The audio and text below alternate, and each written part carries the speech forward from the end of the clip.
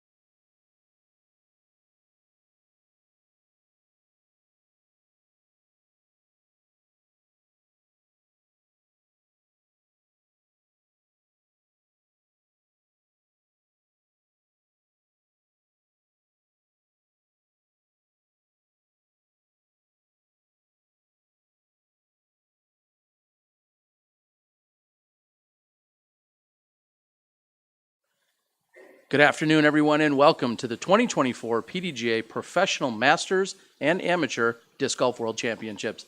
I'm Terry Miller. I'll be joined by Grant Zellner today, but our first game off day, what are you doing here? We got out of school about 2 weeks ago, so fortunately I've been here for like 12 days or something like that. Injured for the last 5, but I got here early. Well, let's lead with that. When you say injured, what's going on? How are you feeling? What's wrong? My wife told me not to overthrow, so I did, and I don't know for sure. She thinks something's torn in the back, but the swelling's gone down. I've been on ice for 5 days now, so I don't know for sure. I didn't go to the doctor, but it doesn't matter because I'm playing through it.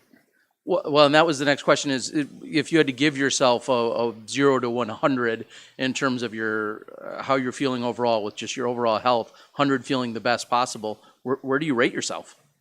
Physical health, or yeah, overall, in terms of your physical health, with exactly what you were just physical describing. health, I would give myself like a 65 because of the shoulder. If it wasn't for that, I'm feeling really good in every other way. Just that. But then mentally, I'm feeling like a 90, 95. I'm feeling really good.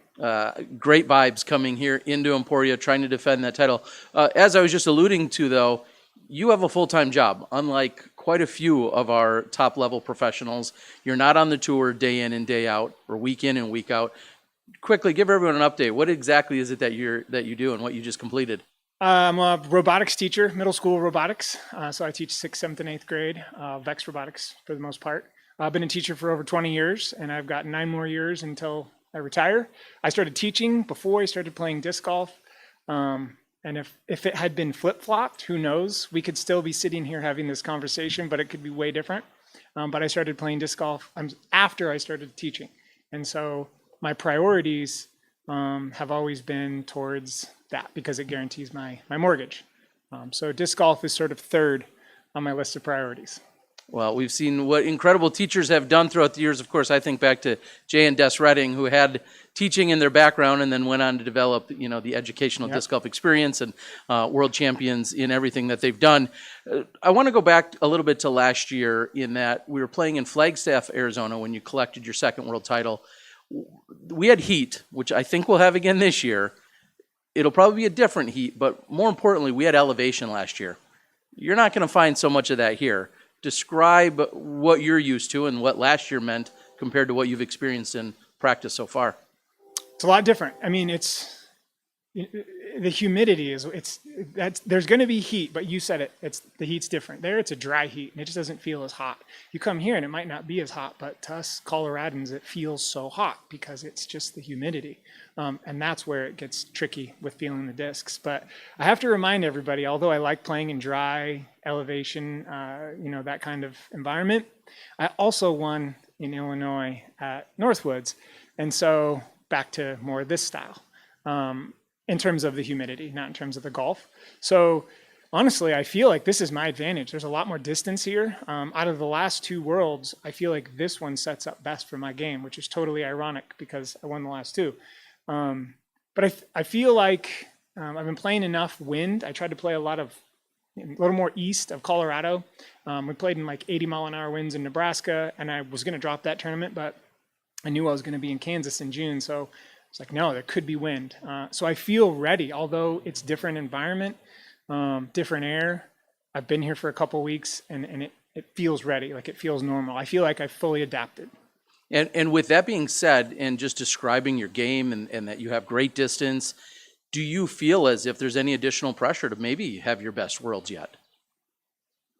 Maybe from the outside, maybe I get a lot from other people, but honestly, with me, there is no pressure. I feel like I've accomplished everything that I could ever want to accomplish. You know, I didn't start disc golf until I was 28. Had I started earlier, I may had my eyes on a bigger prize, like Pro Worlds or something. I'm real close to winning an elite event, at Maple Hill once. I've had a lot of good events, but I just started so much later in life than everybody else that I have no pressure. I just want to enjoy myself. I just want to come here, enjoy my card mates, have my card mates enjoy me, and enjoy what it is to still have a Masters World. It means so much to me. When I first started playing, I saw like Peter Shive. He's a name most people don't know. But I remember he was 72 years old and he was still throwing 400 feet. And he was still competing and still going to world championships. And I thought, man, I could be doing that in 20 years. And here I am doing it. And I know professional disc golf puts a lot of focus on the Disc Golf Pro Tour and less so on the old guys and the old people. But I feel like it's important. And I feel like a lot of the pros now that are in their early 20s talk to us in 20 years and you'll see like this actually matters. This matters to a lot of people that built the sport. Well, as you just said, the builders, the pioneers, the early tournament directors, the people that really laid the groundwork and the foundation for where we're at today. And that's definitely why this is one of my favorite events to be at, year in and year out, seeing all of those people. Well, one thing we just talked about briefly was the competition and the fact that there's fresh new faces. There's 39-year-olds here that are thinking they're the new Top Gun. And they're going to be gunning for you as you sit on a pair of titles. What do you think when you see those new people come in and they're thinking this should be easy? They should be rolling over you guys. Man, I got to tell you guys, it's so much harder than you think. Like, I thought the same thing. And it is, these guys they're veterans, man. They know what they're doing. So you walk in thinking like, I'm the young gun here. And it didn't happen for me, and it doesn't happen for most people. I'm sure Cale had the goal last year, and it didn't happen. It's hard. And I honestly think I'm getting better at disc golf the older I get. So my rating's just continuing to go up.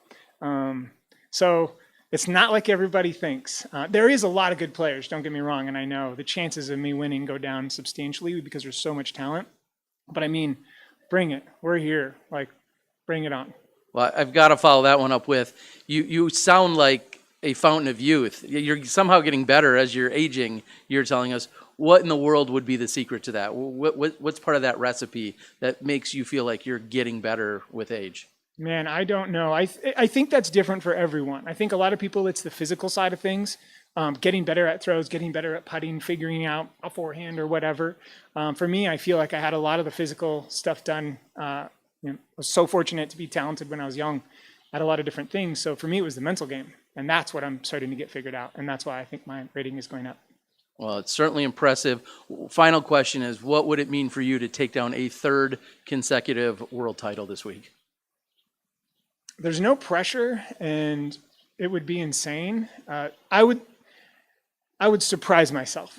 Like, I didn't think I could have won last year, and I did. And now I really have, I have no pressure. I just want to enjoy myself. And if I won it, I would surprise myself because I've come here and gotten ready, but I'm not as focused on winning as I am just here to enjoy myself.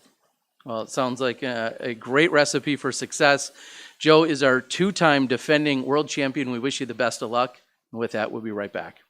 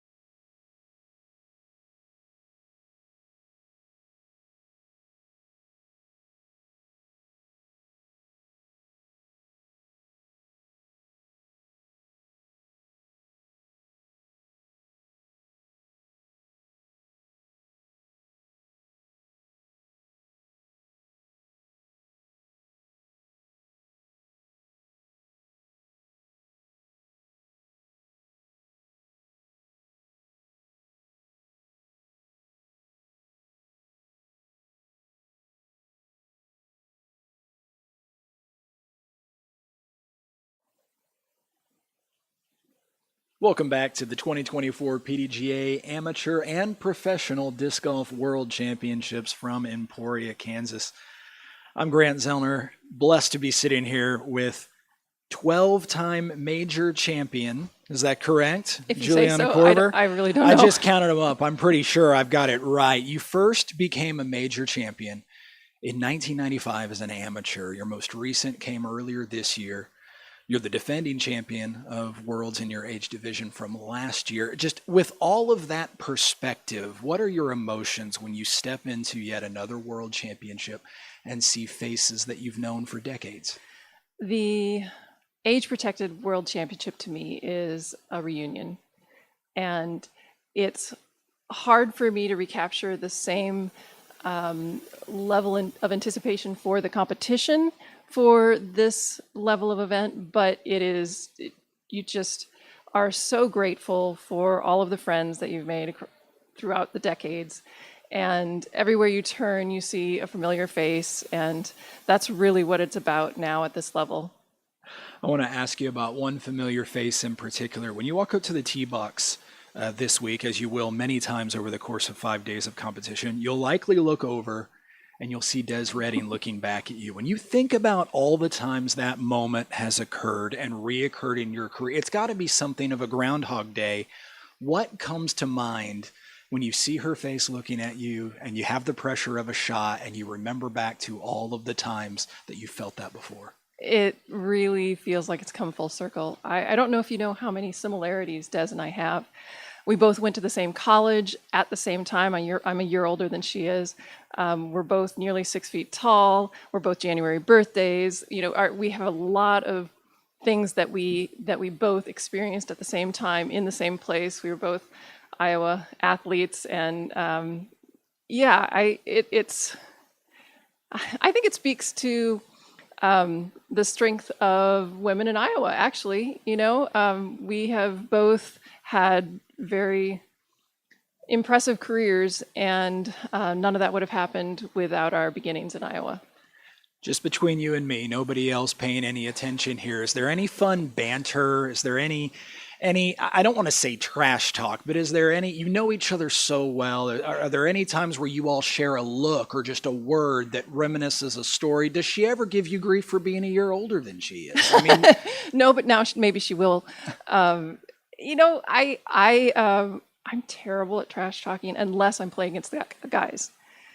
When I'm playing against the men, then I can get in that headspace. But otherwise, I'm not capable of it. Let's focus a little bit more on the challenge that you have facing you this week. You certainly have the career reps, the tens of thousands of hours perfecting your form and your craft. So when it comes to preparing for this specific event, what are you focused on? See, that comes back around to I don't have the same intensity for this event that I used to. So now my year is usually focused, well, for the last 3 or 4 years, has focused around the DGPT. And that's what I'm really working towards. And then the age protected, they're just kind of gravy on top of it. So it's kind of hard to change gears and then to transition over and back and forth between one side of the aisle and the other. When you arrive on site, what are you focused on? Getting reps in out on the course, getting eyes on every hole that you possibly can, and in doing so, how do you guard against overplay, injury, or even just mental burnout? How do you guard against those things? Well, we skipped Beaver State so that we could be here well in advance to be able to see all the courses multiple times. Not sure that the circumstances are such that was all that beneficial with all the changes that are happening last minute now.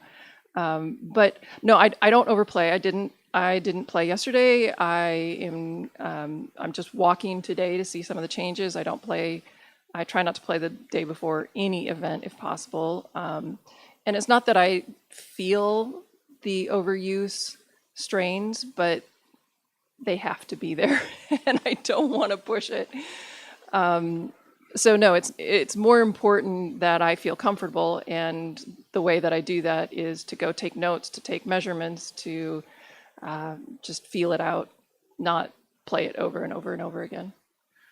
So many events on the Disc Golf Pro Tour are 3-day events. A few are 4-day, and some of the majors are 4-day. This is a 5-day. During the course of the week, how will you take care of your body, take care of your energy? You've got friends that you'll want to go out and watch play when you're not playing. How are you going to handle that? Yes, this is a 5-day, but I don't know the exact distances on my courses, but I'm guessing they're 5,000 at most, maybe even less than that. So one round is less than half a round on the DGPT, so fatigue's not going to be an issue. I want you to indulge me for just a minute and picture yourself doing something that hasn't happened yet. Imagine that it's Saturday, and imagine that it is you hoisting that trophy for yet another major championship. It would be your 13th. Can you describe what that would mean to you, especially in comparison to some of the major championships that you won years ago? How has the feeling stayed the same, and how has the feeling changed? The feeling will never be the same as the very first win. Never. That was by far the heaviest, and I can still make myself come to tears thinking about that very first one. And of course, you want to win every time you go out there, and of course, it means more when there's a major in front of the title. So, will it be emotional? Yes, it will be. But then, I'm also a little bit disappointed that there's 5 people in our division. I mean, there's some talented women, don't get me wrong, but it's still a tiny, tiny division. So it feels like stepping back in time, not only because we're playing with the same people that we played with decades ago, but because the division is just minuscule. So it's a little bit bittersweet, regardless of how the outcome comes.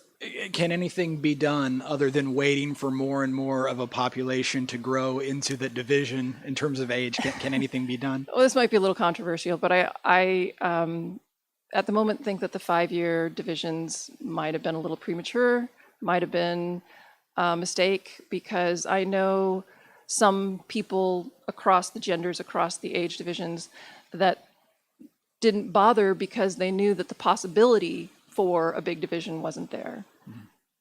So I'm not saying that there's not a difference between somebody who's 60 and somebody who's 69, or, pick your division and see the difference. Yes, there's differences, but it depends on what you're looking for. I want to play with more people, and I think it's really enjoyable to get to meet a lot of different people, and that opportunity is not here this week. Well, I hope if you add in all the other divisions, you do get to meet a lot of people. Maybe Yes. more importantly, I hope a lot of people get a chance to meet you. Juliana Korver, thanks for being here this week. Best of luck. Thank you very much.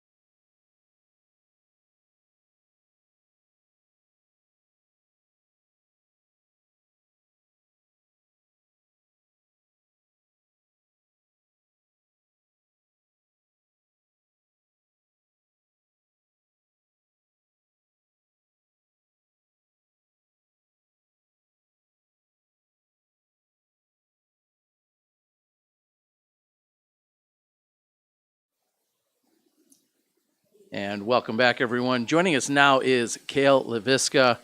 Cale, your freshman season in the MP40 division was last year, and immediately you came out of the gates, that fresh young face that you somehow keep having year after year. Yeah. And you go into a playoff with Philo at the first major, and then you come up just barely short at the World Championships. Reflect on both of those events for us from last year. Yeah, thanks for bringing up some salty memories. I appreciate that. I'm trying to enjoy myself this week, but no, I'm just kidding. I was just telling the people I'm traveling with how I lost both the majors last year by one stroke. Yeah, I have, being an MPO for so long, kind of, thinking like someday maybe playing MP40 and not thinking it's going to be like a cakewalk or anything, but just being reminded and humbled right away that, every tournament that you play is going to be super hard to win. Everyone's so good.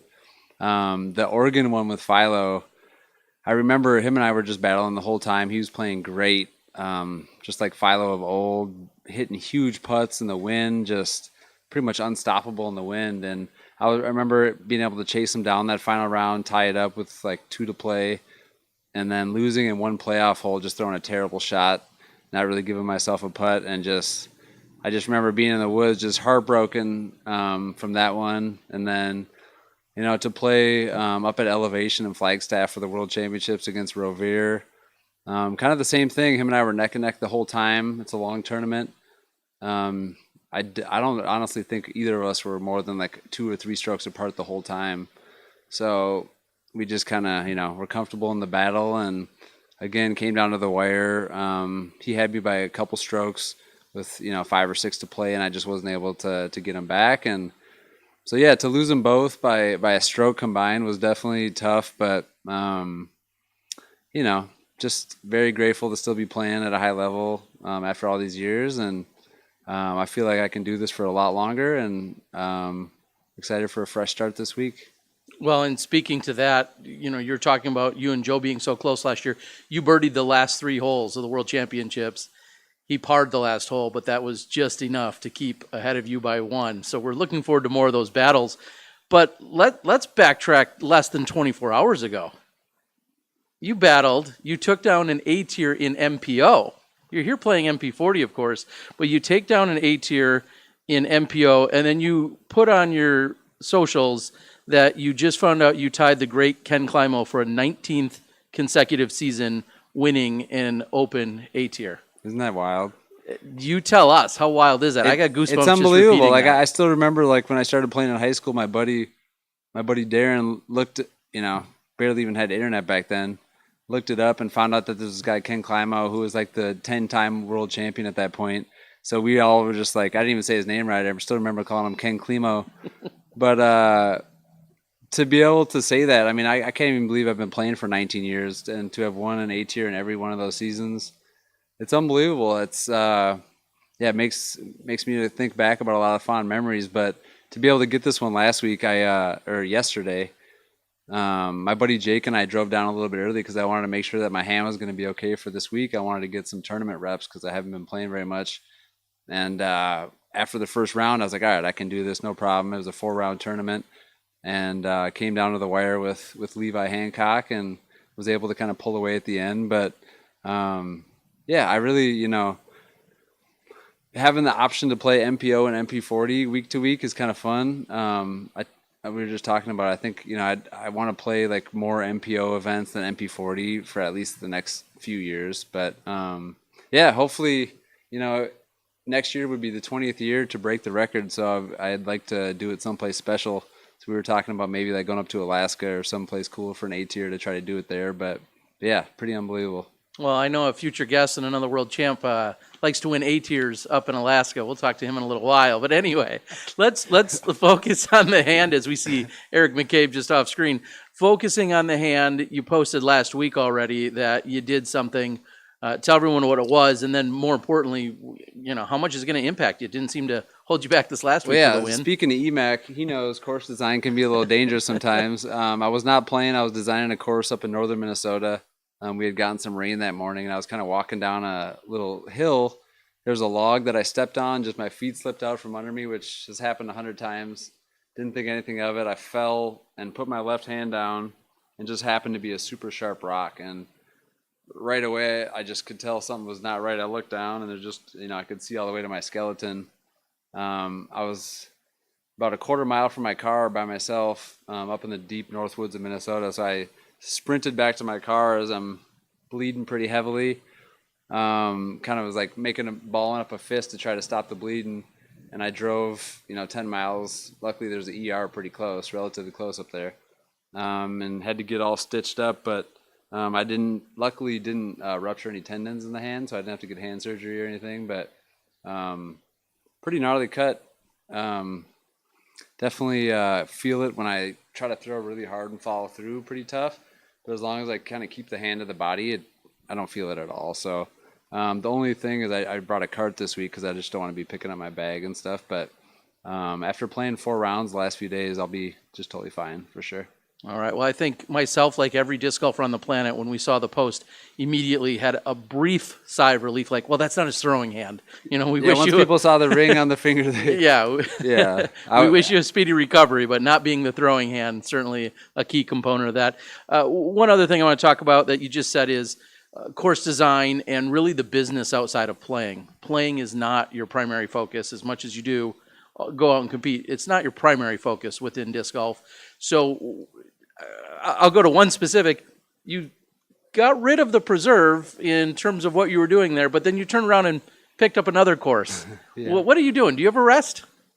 No, I'm kind of a glutton for punishment apparently, but I playing definitely is like still what I think about the most. Like that is what I focus on the most. What's most important to me. But yeah, with the different business stuff. The preserve, we were having a baby last year, and I knew I wasn't going to be able to dedicate the amount of time that's required for that place. It's just so huge, so much goes into it. So I was able to sell out of that place, and then kind of had this opportunity fall in our lap for the old Vision Quest course. So my partner Odie and I decided we're going to take it on, and he kind of manages the place, but it's been fun kind of reviving that spot. And it's 40 acres compared to 160, so it's still a lot of land, but it's kind of easy, honestly, compared to the preserve and what goes into that. So yeah, hopefully for the rest of my life I'll have some private course I'm able to put some energy into because I just love it. All of that in addition to having an infant at home, as you're just saying, incredible the energy and effort you put into disc golf. We saw last year, you just mentioned Philo. Talked about Joe Rovere, who you battled with. You've got the likes of EMAC. You've got Dave Feldberg. You've got so many people that Paul Oman turning 40 in a few weeks. Exactly, who I know you're good friends with.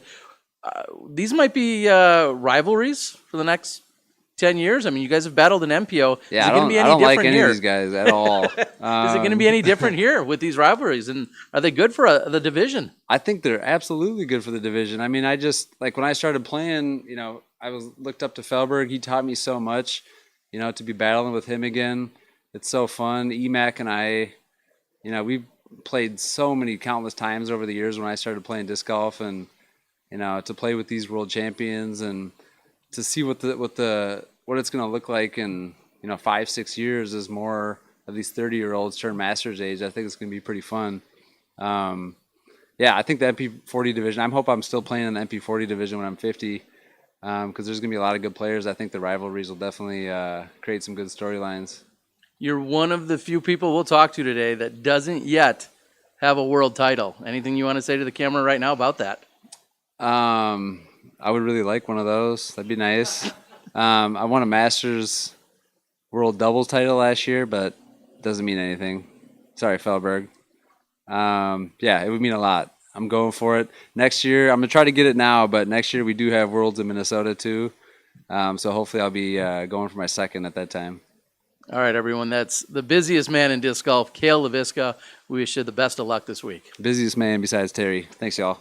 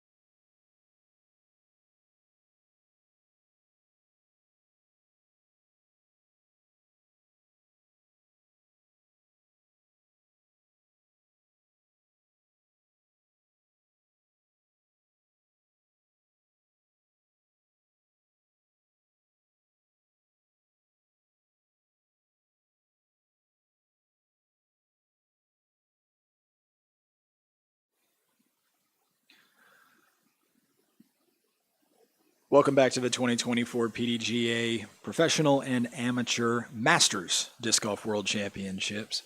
Stephanie Vincent steps into the spotlight now. Stephanie, earlier this spring, you broke through with your first major win as the FP40 champion at U.S. Women's. What are the emotions and the feelings that still linger? We're nearly 100 days removed from that. You won a major in your own hometown. Looking back, what do you recall? Magic. It just felt so magical. My family was there, my friends were there, my sponsors were on the property is where the warehouse is.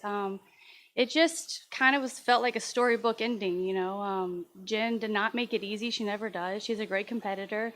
And I just kept fighting, and I was like, there's no way I am not winning this. I'm going to try to do everything I can to make this happen because it's just too perfect. So I'm still on cloud 9. So you mentioned Jennifer Allen. Your win at that event broke a streak of 8 FP40 majors that were won by either Owen Scoggins or Jennifer Allen. What has the rivalry between the two of them meant for the sport, and what is it like for you to break into that conversation? I mean, it's always great when you have competitors pushing each other. That's how we get better. That's how the sport grows. That's what people want to watch. No one wants to watch someone just running away with the event. And just being able to keep up with them and, beat her was just an accomplishment in itself. So I feel really proud. It's not easy, and I'm just going to have to give it my all this week. So. Do you recall the words that you shared after you hoisted the trophy? Yeah, she was just really happy. She's always really kind, and she's a great competitor, and she's, she just said, you did a great job. And she basically kind of said, it was meant for you to win, not that she didn't try, but it just kind of was too perfect not to take the win home. So. Well, we've already mentioned your major championship from earlier this year. You also have victories this year alone in C tier, B tier, A tiers. But this is Worlds. Mm-hmm. It's even different from U.S. Women's. Mm-hmm. It's the World Championships. What does that do in terms of your emotions, your nerves, as you step into this environment and see your fellow competitors? I feel really calm. I don't feel anxious, nervous. I've been to Emporia multiple times playing here. It's very comfortable. I'm just, not that it's not a big tournament, but I'm going to treat it just like every other tournament. I'm not going to put any more pressure on myself to do anything different. I'm just going to go out and play like I always do. Does the fact that you have a major championship trophy in your trophy case, does that change perspective at all for you in terms of even just simply knowing I have done this before, I can do it again? Yes, yeah, absolutely. And I mean, it would be really amazing to win back-to-back majors. I've never even thought I would be in this position. So for that to even be possible is really cool. You mentioned that a couple of months ago, you essentially got to win in front of a home crowd, family, friends, even your sponsors, everybody right there centrally located around where you have fine-tuned your skills in the game for years. Mm-hmm. Now you're in a different environment. Can you talk about your support system and what you feel like you still sort of have going for you, even though now you're many hours from home and trying to compete at a very high level? Yeah, one of the sweet things that my parents do before every event, it could be a C tier, a major, they don't really know the difference of the tiers, but they send me a message separately before my round, every tournament, after the round, they check on me. So just knowing that they're in my corner always is really kind and makes it easy to go out there and compete. And then, just messages from everybody, all week is really cool. So, yeah, I still feel supported even though I'm gone. It's already been a topic of conversation earlier in this very press conference, talking about women's divisions at all ages, really, but we're at a Masters event this week, and trying to increase the level of participation and just the number of players coming out and competing. I see on your hat, you're wearing a hat with the Wildflower Yes. Tour logo, and that is one of the tours that is women-focused and is maybe one of the more well-known women-focused disc golf communities in the entire country, if not in the world. Can you just talk about a little bit about the environment of that community and what it's doing for the game of women's disc golf and how others might learn from it and apply those lessons in their own communities? Yeah, actually, just today alone, I've seen 4 women from the Wildflower Tour from home here competing. And this is their first time leaving the state to compete. It's their first major. It's their first world. So, and they just started playing maybe 2 years ago. So just seeing that growth is really amazing. Last year during our tour, we had over 300 different women play our 8 events throughout the season.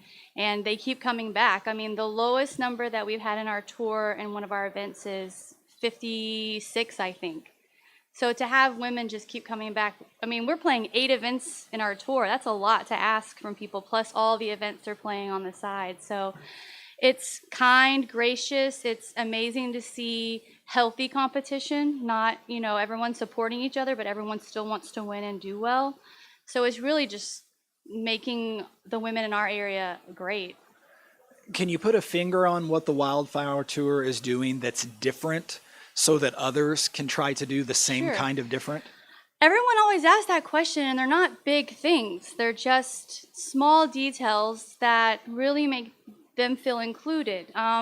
You know, as far as having enough bathrooms on the course, having, you know, products for women in the bathrooms during the round, whether it's sunscreen, hair ties, tampons, things that, you know, men kind of shy away from sometimes, but those are things that women need.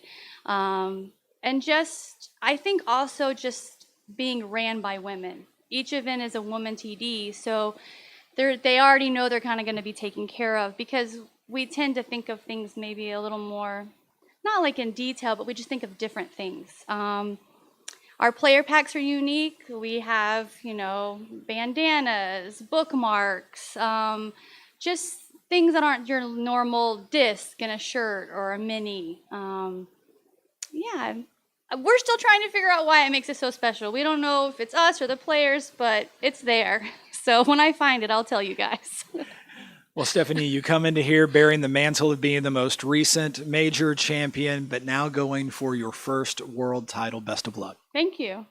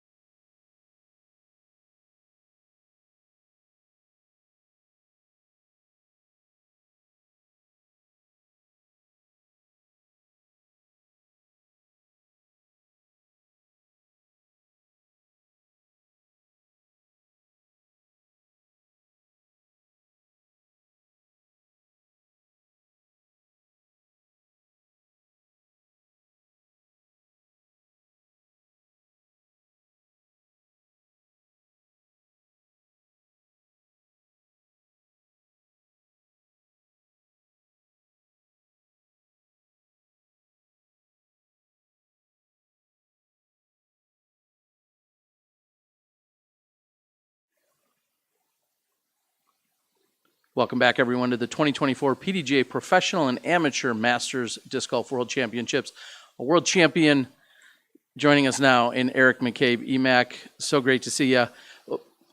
let's start with a few of the, we'll say, logistics, housekeeping almost. Of course, this is your backyard, literally your backyard. What role are you playing this week in terms of being a competitor, which we're going to talk about, but also in terms of dynamic discs and the tournament and the staff and everything else? What hats are you wearing? Competitor. That's about it. That's about it this week with the Masters Worlds going on. I did help my normal painting of the OBs on a handful of courses, mainly out at Champions Landing, and then a couple of the courses out of town, and helped Jackie a little bit early on with some formats and layouts and those kind of things. But yeah, man, I don't envy those people right now with the scrambling that has to be going on with the Cottonwood River coming up and flooding into Peter Pan, and Opie obviously getting flooded out as well. So yeah, this week I'm a competitor this week, and I'm excited about it. Well, and that maybe just perfectly segues into how serious are you taking this World Championships, knowing you've taken off a few of those other hats that you typically wear? Dead serious, Terry. No, just kidding. I'm not at all. I'm not serious at all. Are you kidding me? I think it was a couple years ago at this point when I found out Worlds is going to be here for Masters, and I'm like, you know what? I hadn't been playing. If you go look at my PDGA, I think I played one Flex Start C tier at midnight in Alaska at one point one year, and then last year I actually went out and played some A tiers under MP40 and had some success. I mainly did it so I can qualify for this, get points, and get in the real way, and not just say, hey, can I get into this? So, but I had some success in those A tiers. I think I finished second in the first one by a stroke down in Texas, and then I won the rest of them. So I had some success last year, and as far as taking it serious, I've been playing some golf the last couple of weeks, if that's taking it serious, going out and playing some practice rounds and those kind of things. As far as expectations go, I don't really have any on my shoulders at all. MP40 is great, and I would love to have an MP40 world title. Don't get me wrong, if it comes down to it, as soon as we hear that start whistle or as soon as my name is called on that first tee, it'll be serious. I'm a competitor at the end of the day. So, but I'm not like living and dying competitive disc golf right now. So for me, it's if I go out and win this event, I'm going to be stoked. If I go out and have a great time, I'm probably going to be even more stoked. Well, and you just kind of recap some of the research I did. You could add up the last 4 or 5 years of your sanctioned play, and it doesn't even equal what you did just this year. So yeah. I kind of take that as your practice and your prepreration in a sense, right? Last year, not this year. I haven't played a sanctioned event this year. I played doubles, if that counts. But no, I haven't played a whole lot over the last few years, and got back into it last year and had a great time playing some kind of nostalgic events for me. Like Star City Shootout was one that I used to always go to as a pro back in the day. Texas State's VPO. I played in Alaska, obviously. A couple others that are slipping my mind, but yeah, no, it was a lot of fun to get back out and compete, and I'm just excited for this week, getting to play with a lot of my old buddies from back in the day, touring wise, and some of the people that we used to battle with, like Cale, who was just here a little bit ago. So I'm excited for that aspect of it for sure. Well, let's follow that up with the same question about rivalries. As you said, you haven't been as competitive and playing as much, but we're, like you just said, so many of these buddies, people you have battled with for literally 20 years on various continents even. What do you think that means for the game and the MP40 side of things when we see some of these rivalries? I think it's great, personally. Feldberg's another one that I battled with. Geez, I think I met Dave back in 2000, probably. It's been a very long time, so unfortunately, I've known him for a very, very long time. Take that with how you want. But no, the rivalry's been great. It's just kind of like, I played doubles, like I kind of alluded to, and Feldberg was on the card along with Martin Hendel. And it was like we were competitive again. It was like we were battling back in the day, obviously talking about, sharing our 300-foot hyzer lines as opposed to our, 400-foot hyzer lines or whatever it used to be, sharing Advil and sunscreen with each other. But other than that, it was great. It was like not missing a beat, getting in there and being just competitive with those guys again. Well, and as you said, we're here again in your backyard. Emporia has been hosting so many big events, and that includes the Glass Blown Open, the Dynamic Disc Open, and a host of PDGA majors for all different ages.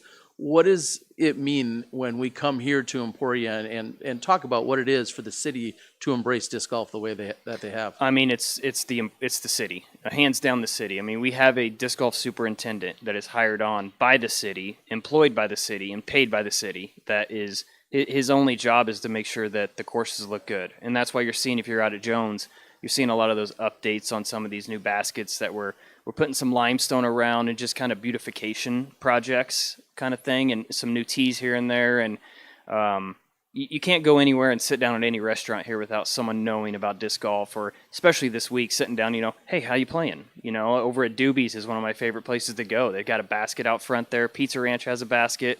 I don't know if they're doing the Pizza Ranch one, but I know Doobie's does like a discount if you jam your putt after your meal, of course, after you go out there with your greasy fingers and try to make that big putt. But can't say enough positive things about the city of Emporia and what they've done for disc golf over the years. I mean, they've really embraced it. Every square inch of park property in town has a course on it, or at least a couple of baskets. So it's kind of unique.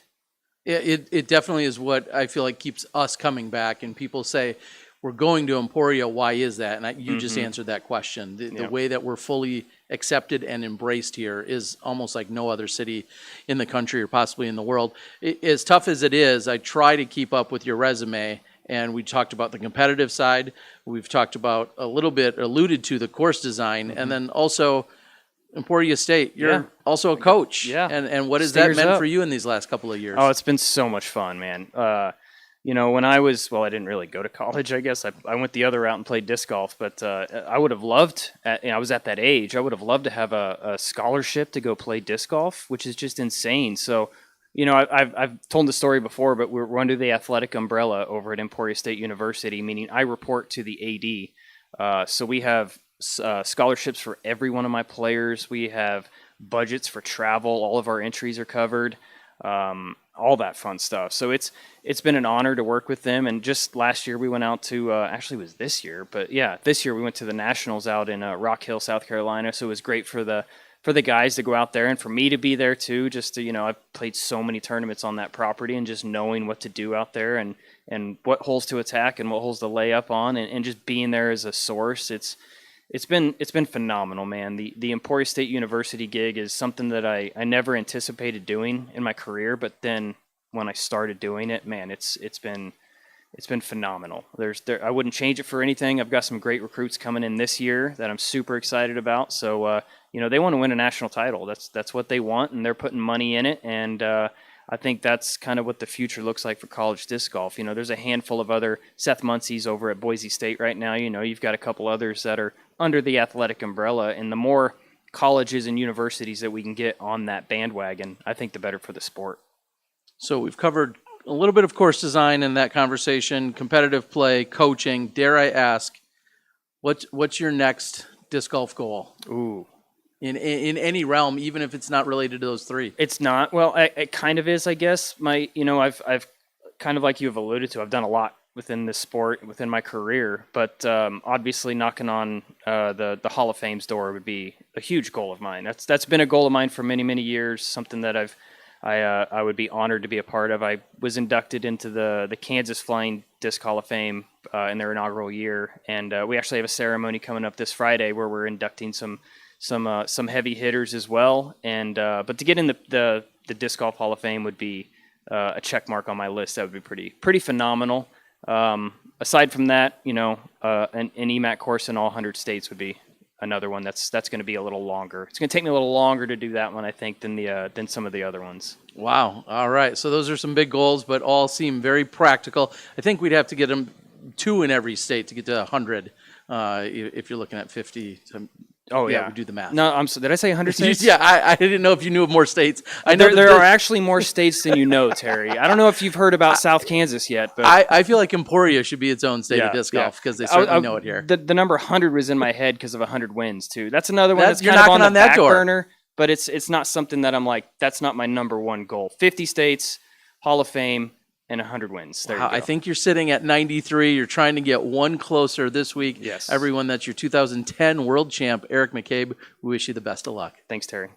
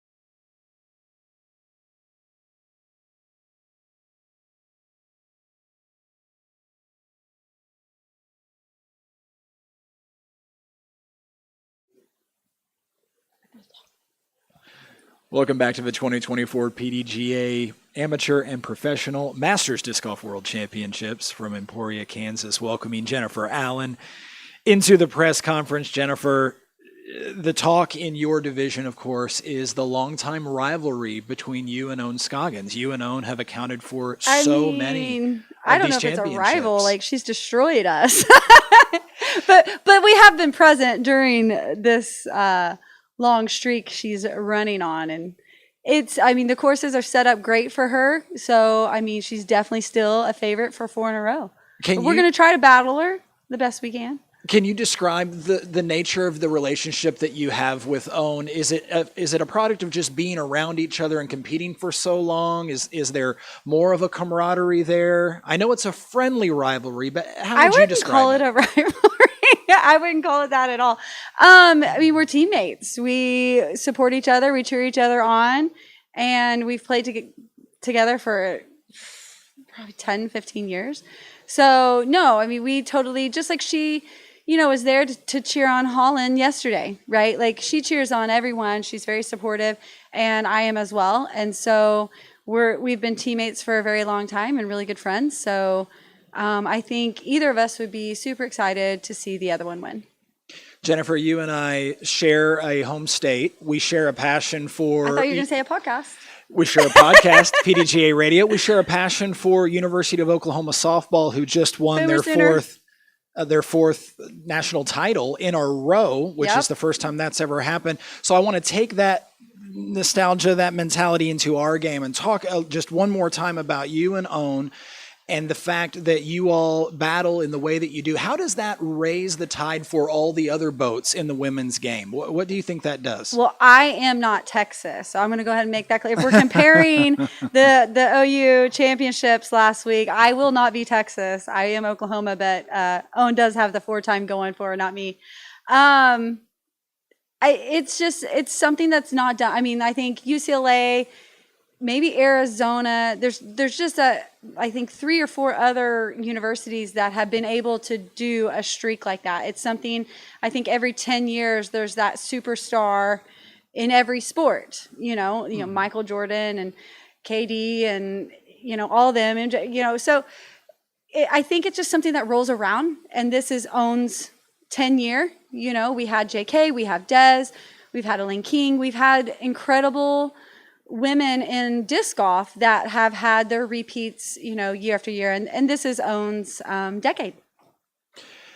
You were downstairs saying hi to people just before you ran up here. When you look around the room at an event like a Masters Worlds, you see a lot of faces, some of which maybe catch your eye, not because of them being recent friends, but because of them being around at your beginning. Can you name a few people that just pop to mind that were there at the beginning that mean a lot to you, and why?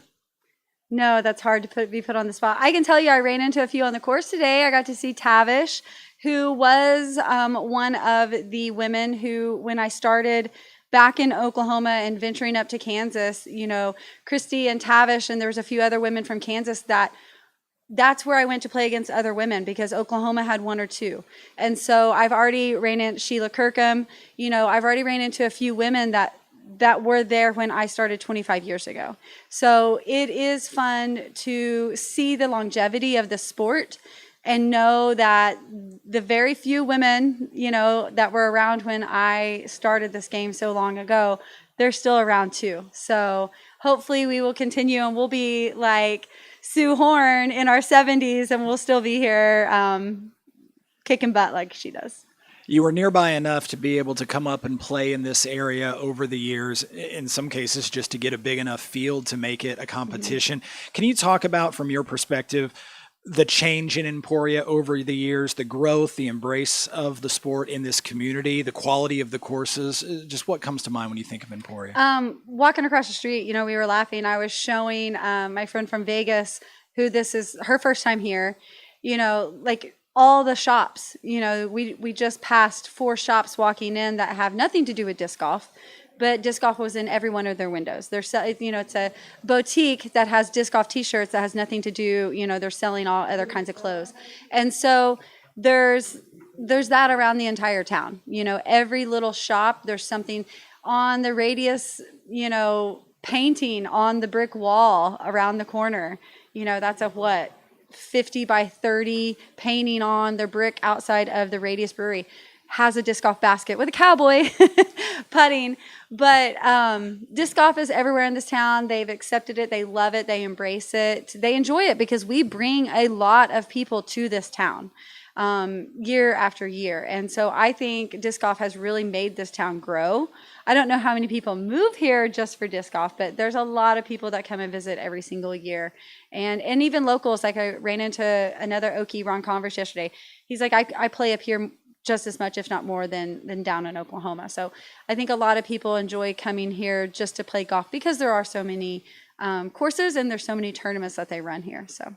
Jennifer, I want to wrap things up with a little bit more of a personal question. You've always been very clear about the fact that you sort of have dueling careers. You've spent much of your life earning your day-to-day living for yourself and your family off the course as a physical therapist. But disc golf has always been a part of your life. Can you talk about how you've made that work and what disc golf means to you in the context of your unique life? I look back now on how busy I was this first full year of on tour this last year.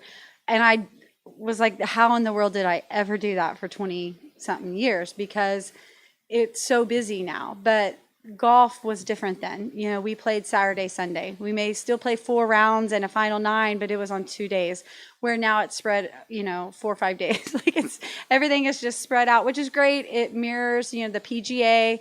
And so I see, we're trying to grow the sport that way. So things are changed, and what I had done for 20 years is not really possible now. Playing every disc golf pro tour event and having a full-time job, unless it's a remote job, it's impossible. So what I did through the entire beginning of my career, I couldn't do now. I did not realize until recently how balanced of a human that made me. And so I can really feel that I'm missing the rewarding job, where this is just a grueling job, and yes, it's rewarding to see your friends, but I don't get that reward back like I got with my patients, or like I got being able to have the time in the school systems teaching disc golf. That's very rewarding as well. And so I am taking a step back and trying to find that balance back in my life of having the reward that I had for so many years working 2 things at once. So. Jennifer Allen vying for yet another Masters Major Championship. Jennifer, best of luck. Thank you.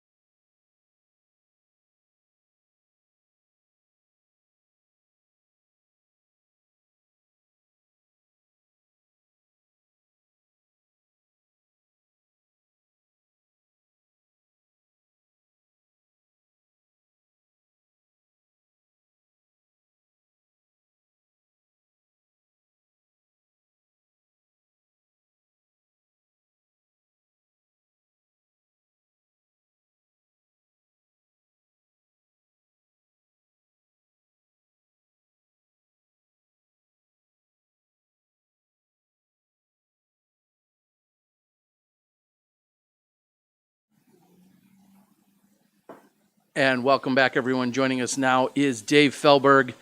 Dave, I think we're going to start with an injury update. Okay. We just get it right out there in the open. How are you feeling? I know you've battled with some things. How are you feeling overall? Give us an update. Let me tell everybody at home the truth. Here's the truth. You get fat, you get injured. Okay, so I didn't realize it. After I retired a bit, I gained some weight after surgery, and I couldn't get it off. And I just was busy with the company and raising a family with my wife, and we were trying. And I was about 210. And every time I threw for more than like 2 rounds, my knee felt like it was going to pop out. My back felt like it was going to break. I didn't have enough energy to get in the car. I wanted to sleep every time. And so about 3 months ago, I just woke up and said, why don't I just eat an egg and oatmeal for breakfast, a salad for lunch, and fish for dinner, and drink water? And in 30 days, I lost 26 pounds like that. And now my knee I've never even felt my knee. I haven't worn a knee brace in a month.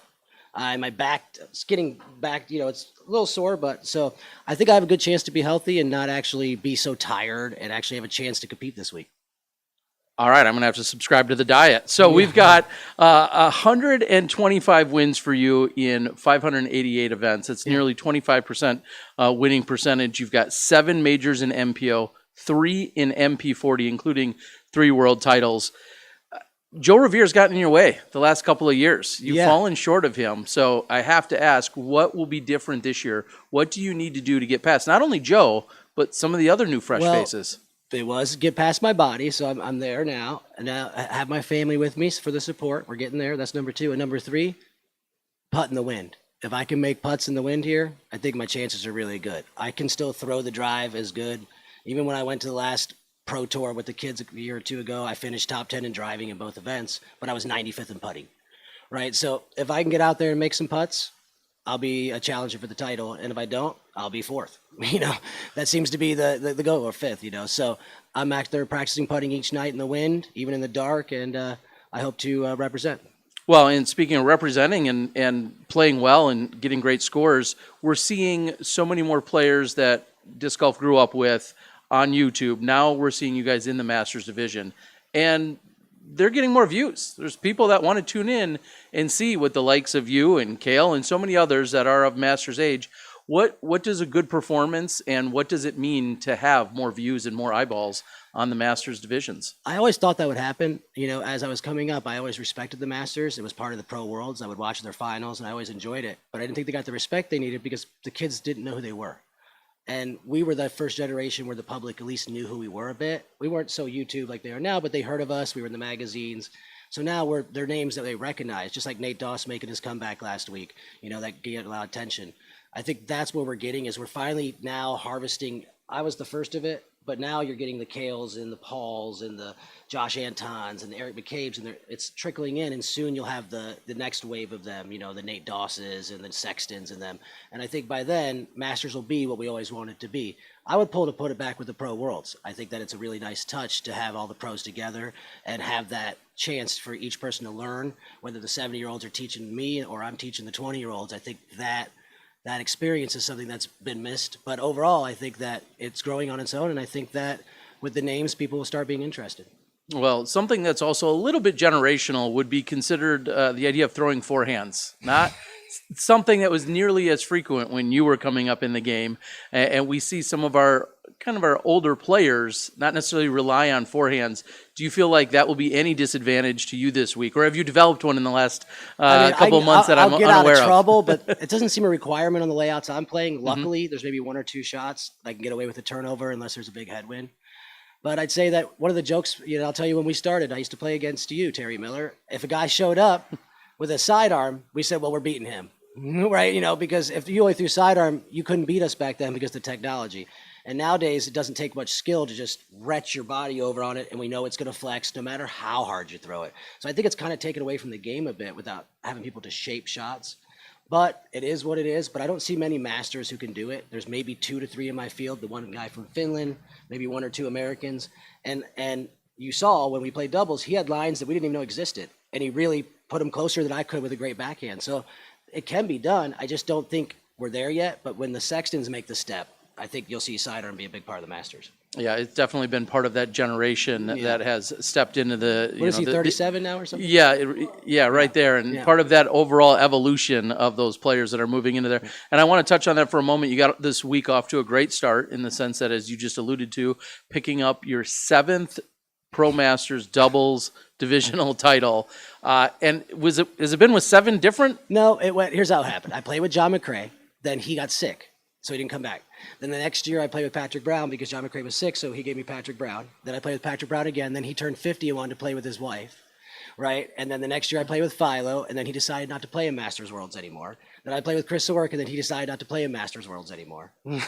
And then I played with Cale, and Cale said he couldn't commit because of the baby. He'd play with me in Minnesota, but he couldn't commit to being here 3 months out. He wasn't sure if he was going to be here. So I played with Martin, was supposed to be Joe Rovere. So next year I've got to decide, do I repeat with Martin or Cale wants me back in Minnesota because it's his home turf. So, but the goal is to run the gamut. I got 2 more, and I did the whole 10 years I was eligible. Yeah, well, so congratulations, very impressive. And like you just said, you were the constant within that stretch. All those different partners that you found a way to win. So 4 times in a playoff, we were never winning. Okay, well then that maybe shows something about the tenacity and just the overall patience in coming and getting it done. Unfortunately, we didn't see the field events were able to go off due to some rain and other things. I can see how disappointed you are in that. What is it about the World Championships that maybe brings out some of these other skill sets? I love the putting. It's fun because you get to say the putting. I think it should be maybe 2 rounds. Like that first round should be a qualifier or something because it's hard to have 1-round titles. But they're just fun. It's something we always do. I miss the mini golf. I couldn't believe they've erased it. They say people aren't interested anymore. Skill shot's cool with the different shots, and I just enjoy it. It's nice to be at the field for the day, and you get to play with all the different ages. Like in edge skill shot, I'm playing with 50 and 60-year-olds, not just 40s, and they beat me. It's not like I can beat them. They're better than me at putting it close to the basket from 200 feet, And so I find that really enjoyable. And I just wish that, we could get back to celebrating those. And I don't know what happened. When I first started and I came to Minnesota in 2001, field events was like a premier thing. It's like you didn't go to the field events, you were nobody. Like the distance had the biggest thing and people came out for the putting. And I'm just not sure what happened with it. And I think it's a lack of money, maybe. I think if there was $500 added to each one, people might come. Right? Yeah, or people like you just showed up and won too often, and everyone else didn't want to deal with it. Whatever the case might be. What after this? We'll call it a 2-year drought because of what Joe's done. You have the 3 world titles. What would it mean to you to pick up a 4th Masters I really world title? want it. I ain't gonna lie. I mean, I didn't give it the training I wanted because the Worlds was in June, and I started too late. So next year I will be ready, and by the U.S. Masters I will be ready. But it's a little early for me, but I still think I got it in me. I feel the energy right now. And 4 is important to me because it separates me from the other people that won 3. There's 2 other players, Stan McDaniel, I believe, and 1 other player who's won 3. And Brad Hammock sits at 5. And if I can't get to 4 now, I'll never get to 5 in the next 2 years. Right? So I have to. Brad Hammock and I have been with friends years ago, and he's like, "You'll never beat my 5." That's what he always says to me. He called me when I got 3. 2 to go. Good luck. So I think that, it's really hard. And most people don't realize how great he was in the Masters division. And so it would be an honor to even be able to tie someone like himself. And that's my goal. Well, one of the most decorated players in all of disc golf, everyone, that's Dave Feldberg. We wish you the best of luck going for your 4th world title this week. Thanks, Terry. I appreciate it. Have a good day.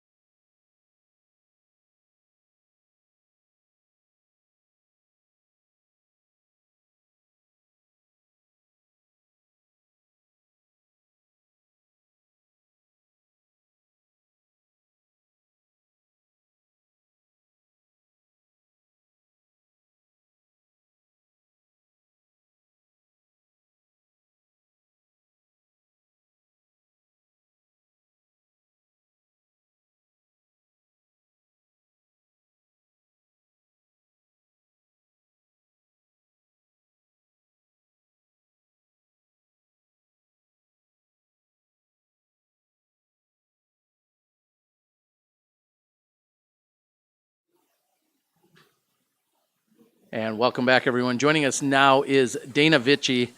Dana, like a number of our guests here today, you're a gentleman that's here this week. You're competing, but you also wear a bunch of different hats. So let's start with the hats. And it seems you've already taken off the work hat for the day. Tell us what it is that you do and what you'll be doing throughout the week. Yeah, I just clocked in an 8-hour day over at House of Discs. Emporia is the headquarters for North America, House of Discs. So we're distributing Discmania, who I've worked with for the last 7 years, as well as the Trilogy brands. So, and then throwing in Castaplast as well. So I'm the disc golf sales manager here in North America for House of Discs. Right off the bat, that has to be a lot to take in, especially considering how we've seen some transitions within the business models and then even switching some of the warehouse opportunities and some of the fulfillment opportunities that normally came from Colorado that are now here. How often are you coming here and what does that mean overall for your title? Yeah, this is, I'm basically a local now. This is my 3rd trip to Emporia this year. So came in February, then came over for DDO, not to play, unfortunately, but to work. And now I'm here kind of straddling the line, little work, little play. Well, and I'd like to go back a little bit more in terms of your history. You've got roots of going to school and running events in Peoria. And of course, we've had a world championship. We see majors. We see the Ledgestone event. We see a lot of big golf going on there. What is something special about being in a place like Emporia and what it can do for the sport of disc golf to the general public? Yeah, what Emporia has done, it should be a model for other communities looking to grow disc golf. There's baskets in darn near every park. It doesn't hurt that there's a major disc golf operation, formerly just Dynamic Discs, but now House of Discs. Doesn't hurt that they're here in town to make sure disc golf keeps running and that Emporia runs on disc golf. So, yeah. It's so impressive. Now let's put on that competitor hat. And everyone we've talked to today are people that you grew up playing with and against and battling with. You haven't been on the tour full-time nearly as much as some of those other guys, but speak to what it means to be here at a Worlds vying for an MP40 title. In short, it's exciting. Used to play a lot of disc golf on and off the Disc Golf Pro Tour, playing 20, 30 events every year, and then started a family, things slowed down, and then, work, working with you, Terry, at the Disc Golf Pro Tour. I took time off to do commentary versus playing, so there's only so much time in the day, so unfortunately, the competitive side of disc golf kind of took a back seat for me. Still played some of my local favorites like Illinois States or the Clash at the Canyons at Delwood Park every year, but really not a whole lot of events other than that. But now that I've aged into this new division, I've got a little. There's a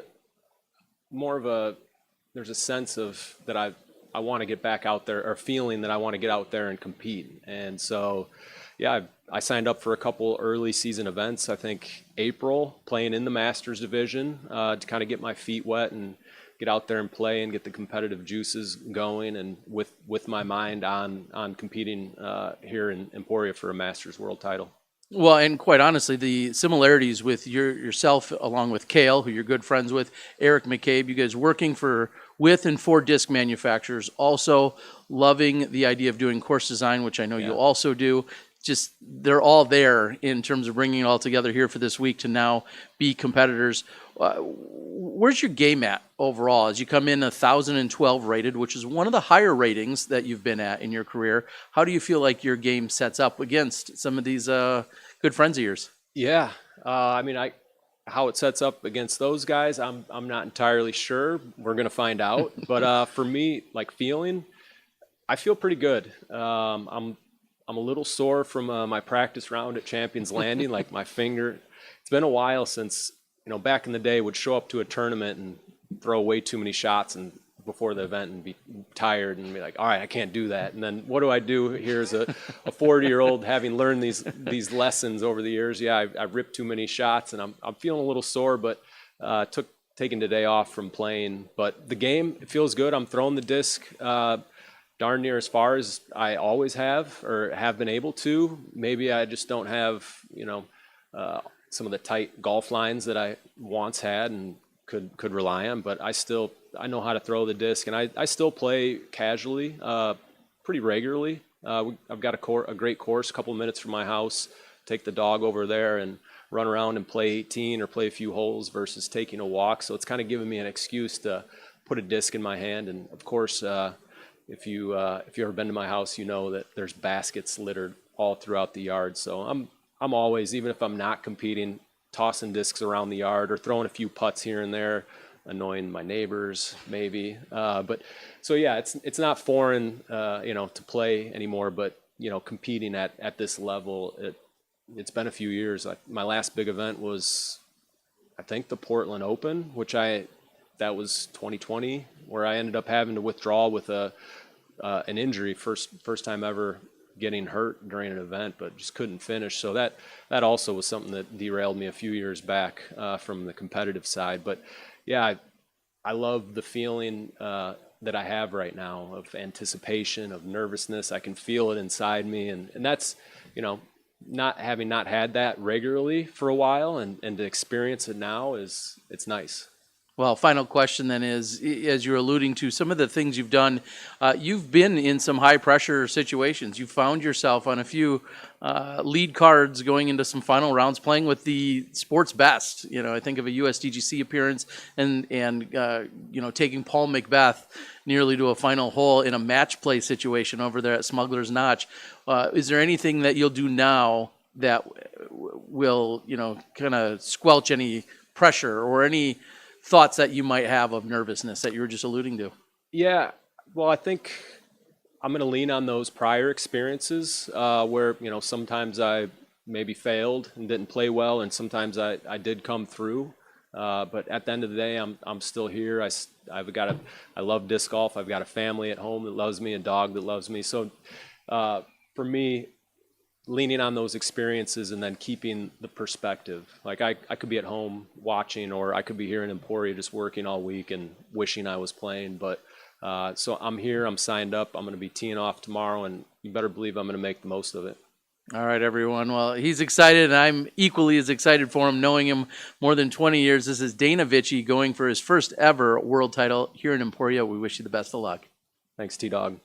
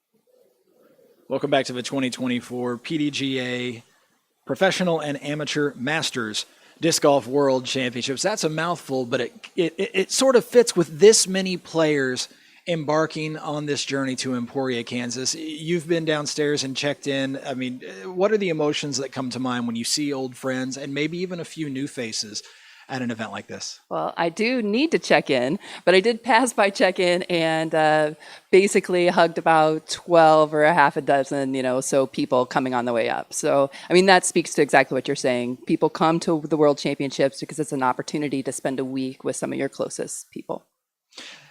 Desiree, you're a 13-time PDGA Major champion.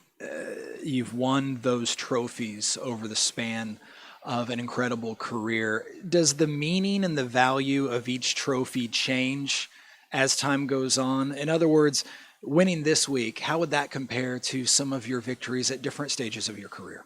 Interesting question as an athlete, and especially one that has won those 13 majors have spanned from the FPO, the FP40, and last year with the major for U.S. women's in FP50. So I juggle with being competitive right now in this division because sometimes it feels not as important as the ones that I have done. And that's a shame because I'm in the present. We can't always feel like everything is important in the past. It isn't. It's important now, otherwise we wouldn't be doing it. So I'm here, but I do juggle with the response. If you look at my mint disc GOAT, it does say 3-time world champion. It does not mention that 4th world champion in the FP40 division. So I think all of us that will age out and win these world titles deal with that, especially when you have won in the open division. Des, I asked a similar question to Juliana Korver earlier, talking about the fact that so many times during the course of your disc golf career, you've stepped up to the tee box, looked over there to maybe the bench nearby, and you've seen Juliana looking back at you. You guys have battled back and forth so many times in your career. What has the constant of her presence as a competitor meant to you in terms of making you strive for being even better? What do you think it means to you now?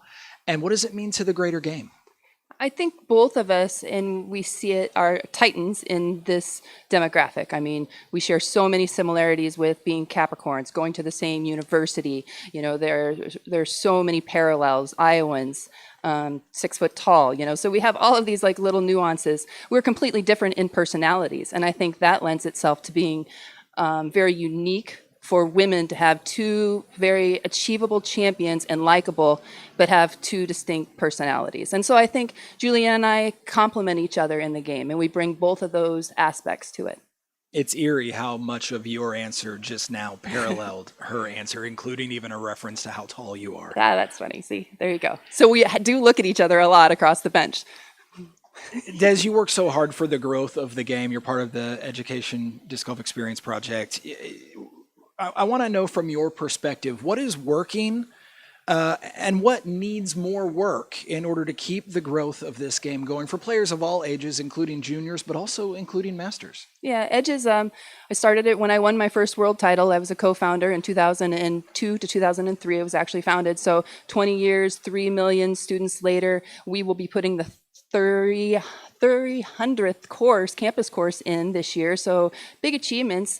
Even when I was passing by Peter Pan today, I met a woman who is playing in the World Championships, and she said she met me at the Beaver State Fling, which was ironically going on this last weekend, and my taking the time to answer questions and be really gracious got her the opportunity to try the sport.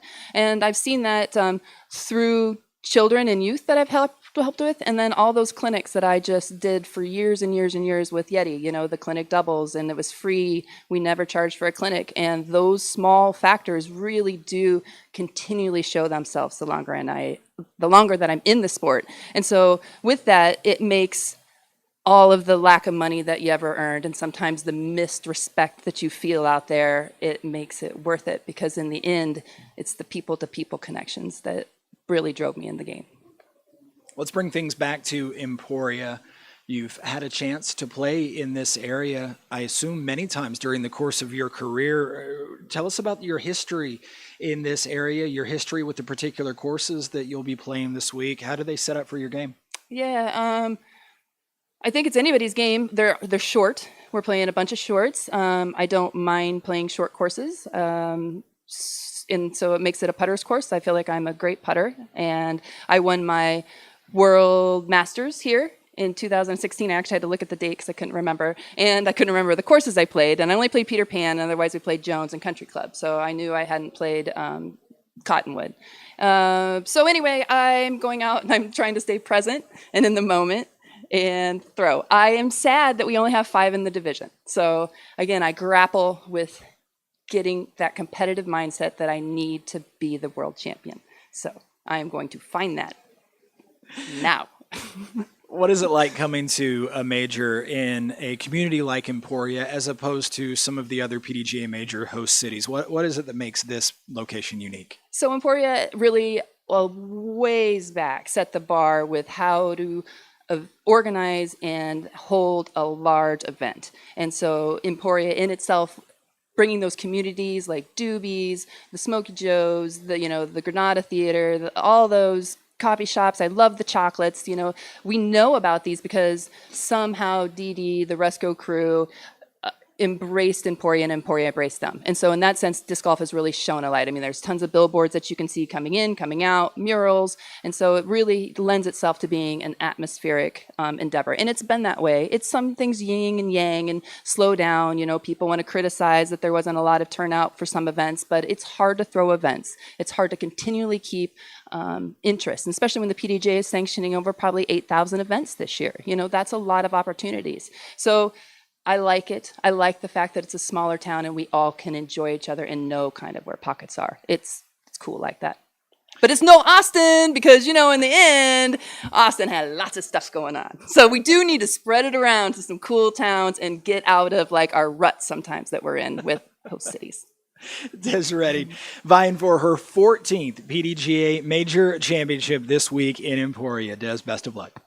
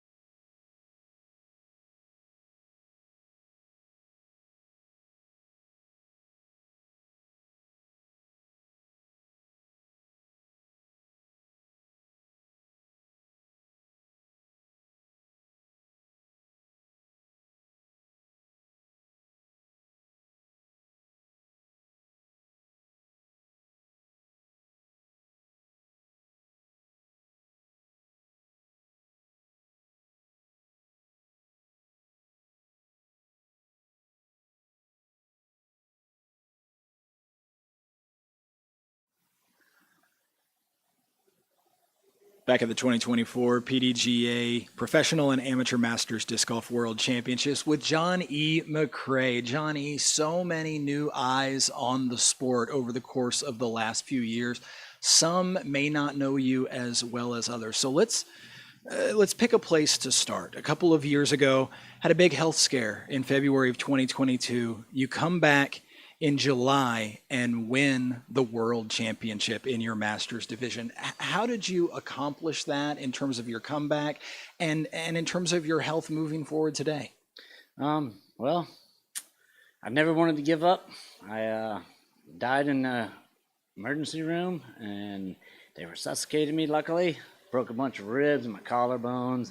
Lost my turbo putt for almost 2 years and couldn't hardly throw it, but I'm not complaining. I'm so grateful to be here. They saved my life. Everybody out there that prayed for me, you helped to save my life. Thank you so much. God bless you all. And yeah, that was something that I just never wanted to give up. I just kept pushing to get stronger and stronger. It was amazing. I've been through so much in my life, and that was definitely the hardest thing to ever come back from. And I had to work hard. And I remember it was I couldn't move my left arm for 3 months because I got a machine put into my chest. And so the doctor, right about 2.5 months, he told me, you could start trying to throw. He said, don't, if it hurts, don't throw. So I had my arm ace bandaged to myself so I couldn't move it, and I started throwing. It didn't hurt, which was made me very happy. So that's when I started playing, basically, and I remember the first time grabbing a putter and walking out to the backyard and trying to putt and make it like a 20-foot putt. I didn't even reach the bowl. I had nothing in me, and luckily, I just got this will to keep going, and somehow it was like a movie, to be honest with you. I wish it could have been seen, but I ended up pulling off the win in the World Championships 5 months after dying during the final 9. It was very exciting. Through the lens of the experience of having won major championships, the experience of that life-altering event that you had a couple of years ago, and the experience of a career that has more than 200 total victories, what are your emotions walking into this venue to compete for a world title yet again? With everything that did happen, I try to keep my emotions out of it, which is very hard because I'm very emotional, and they told me after all this I'd be more emotional and I'd have more energy, which is probably the two things I never needed more of. So I'm trying to stay calm about it all and just stay focused on me and what I'm trying to do. And something bad happens, it's not going to be the end of the world or the worlds, as you have it. Just keep on going and keep trying to do my best and stay calm. I don't need to be out there getting mad at myself. This is, after all, supposed to be fun. That's why we all started playing. Johnny, you're known for playing in the MPO division and holding your own against the MPO players in various tournaments. You come here playing in the Masters division. Can you talk about the difference in the style of play and just the vibe on the card when you're at a Masters-only event? It is definitely different. I have way more in common with the Masters players, of course, I could mention something about something, and some of the younger guys don't even know what I'm talking about. But that's understandable. They might say something I don't understand, you know what I mean? So it's a two-way street, but it's definitely more casual playing in the Masters division. Everybody's a little bit more into having conversations and talking, whereas sometimes in the open division, nobody says too much to you. Especially, I feel like, to me, a lot of people don't want, and when I'm playing open, a lot of the younger guys, they don't really care to have conversations with me. So it's all right though. But it's a lot of fun just to play disc golf, and it's getting a lot tougher to keep up with them young guys. I tell you what, they're getting so good, and man, it's a pleasure to get to play with them. But they are definitely taking a huge step up, leaps and bounds for sure. And Johnny, more and more of those young guys, as you say, they're actually getting older themselves. We're having more and more big names than ever in the Masters divisions. The Masters divisions are getting more coverage. They're getting more views. What do you see as the future for Masters division disc golf? I think what Cale is doing is probably the start of what it is. And the Masters Tour is what we need to do and keep building. So all you Masters players out there, support what she's doing and join in, playing any kind of events that you can that are around you that she's running, and it's just going to build and be better for all of us Masters players in the end. So, and I think it's not, last year was the first year, and I hit a bunch of other events, and I'm hitting more events this year, and I think that, like I said, I think that's where it's going, just like with the Pro Tour and everything. So it's awesome, and I really hope that it continues to grow for her and for the Masters players. Johnny, how does your game set up for the courses that you'll be battling this week in Emporia?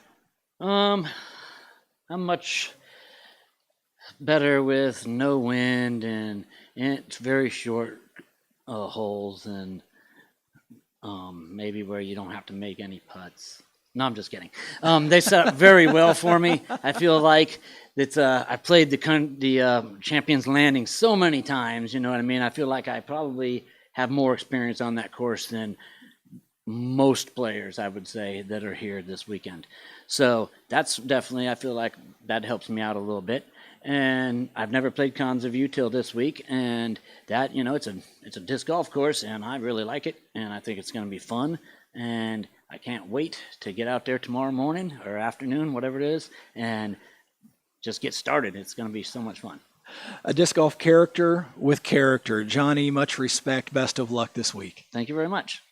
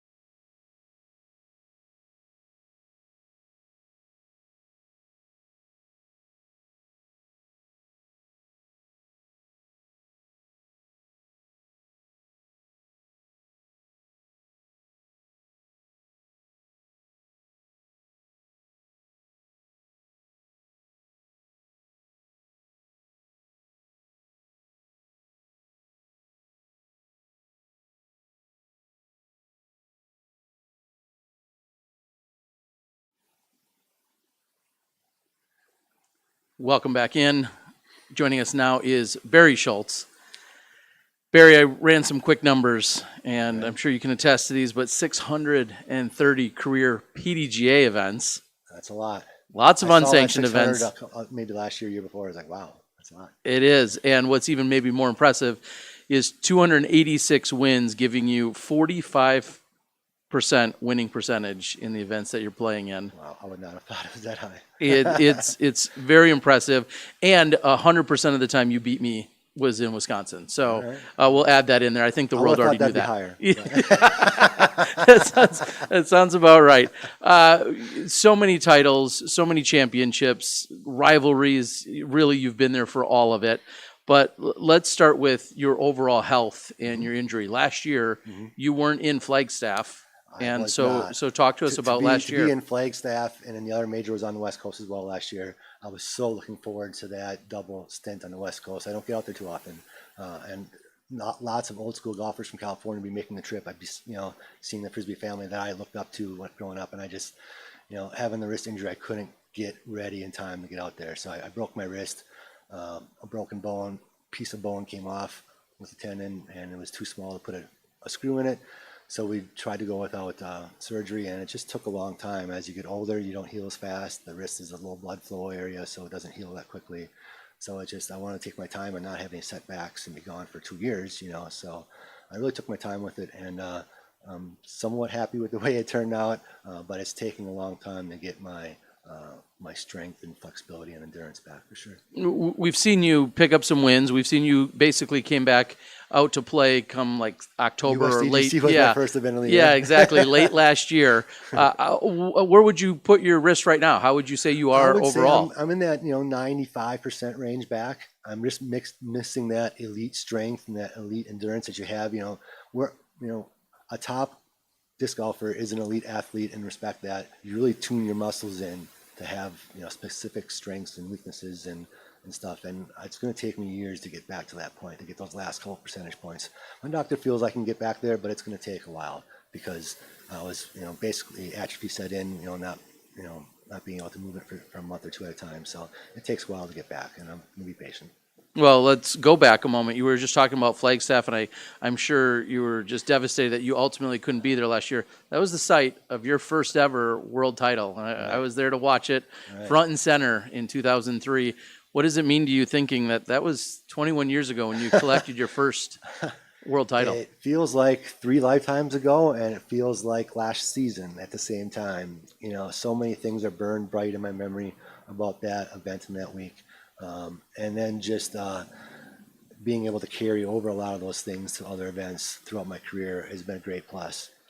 So I really was looking forward for many reasons to get back to the West Coast, but that specific reason to say thank you to the city of Flagstaff and me in that city again. You know, my mother and my nephew came and watched for that World Championships, and it was a great experience all around. So I was really looking forward to getting back there again, and I will. It just won't be for the major that was last year. Well, and of course you went on to pick up your second world title the next year at what many revered as one of the greatest worlds of all time in 2004 in Iowa. But what I want to lean into is the fact that you've seen so many world championships, both in the open division, of course, and then also now in Masters and MP50.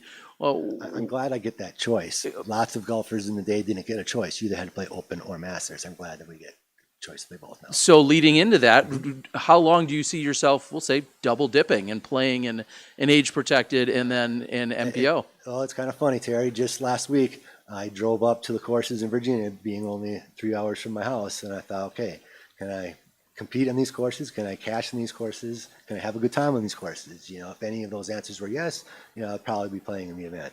So I went and Steve up there with the university up there showed me around the ball golf course. I got to play the Wooded golf course, and I kind of threw my arm out a little bit. I threw too hard, did too many shots, too hard, just because it's a long, challenging golf course. So I didn't get the practice coming into this event like I wanted to because my arm was kind of dead. But I think I'm going to double dip as much as I can, as much as it makes sense. You know, I'm a family man. I have a wife and a 3-year-old child and land, and I'm trying to build a golf course on. So if it makes sense for me to travel 3 hours to Virginia to play, I will. If it doesn't make sense for me to go to, you know, all the way over to Portland or something like that to play in the Open Championships, I probably won't do that. But we'll see what makes sense, you know, in my life coming up. I don't think I consider myself an elite golfer anymore just because I'm not practicing. I'm not making the best of myself. I think that's what separated me before in my day. I really got every ounce out of my skill level and myself that I could every weekend out there. And I just don't have that energy and that focus to spend on it anymore. So I don't think I can compete with those guys the way I would like to. Well, I know the world would love to see you out there. And let's lead into some of those rivalries that have taken place, namely Ken Climo, of course. The battles, I think, ingrained in so many of our heads throughout all of these decades. What does that mean to now see these newer rivalries or even rehashing old ones? What does that mean to see that in the Masters division right now? And what does that mean for viewership? Well, I hope it means good things for viewership. I mean, we have great skills. We have great personalities. We have great clashes out there on the golf course. I'm kind of sorry for the new-aged older golfer because you think, oh, I can move up to 40, I can move up to 50, I can move up to 60 and have a chance. And man, let me tell you, these guys are still good when they get older. You know, they might not be able to power you to death, but they can do everything else as well as they used to. So I think it's great competition. I think the average guy can learn more from the age-protected golfers than he can from Eagle or Ricky, just because the average guy can't do the stuff that Ricky and Eagle can do. But most of the guys can do what I do, you know, for the most part, as long as you practice and get to know yourself and everything. So I think we can really add a lot to this sport. I just think we just have to be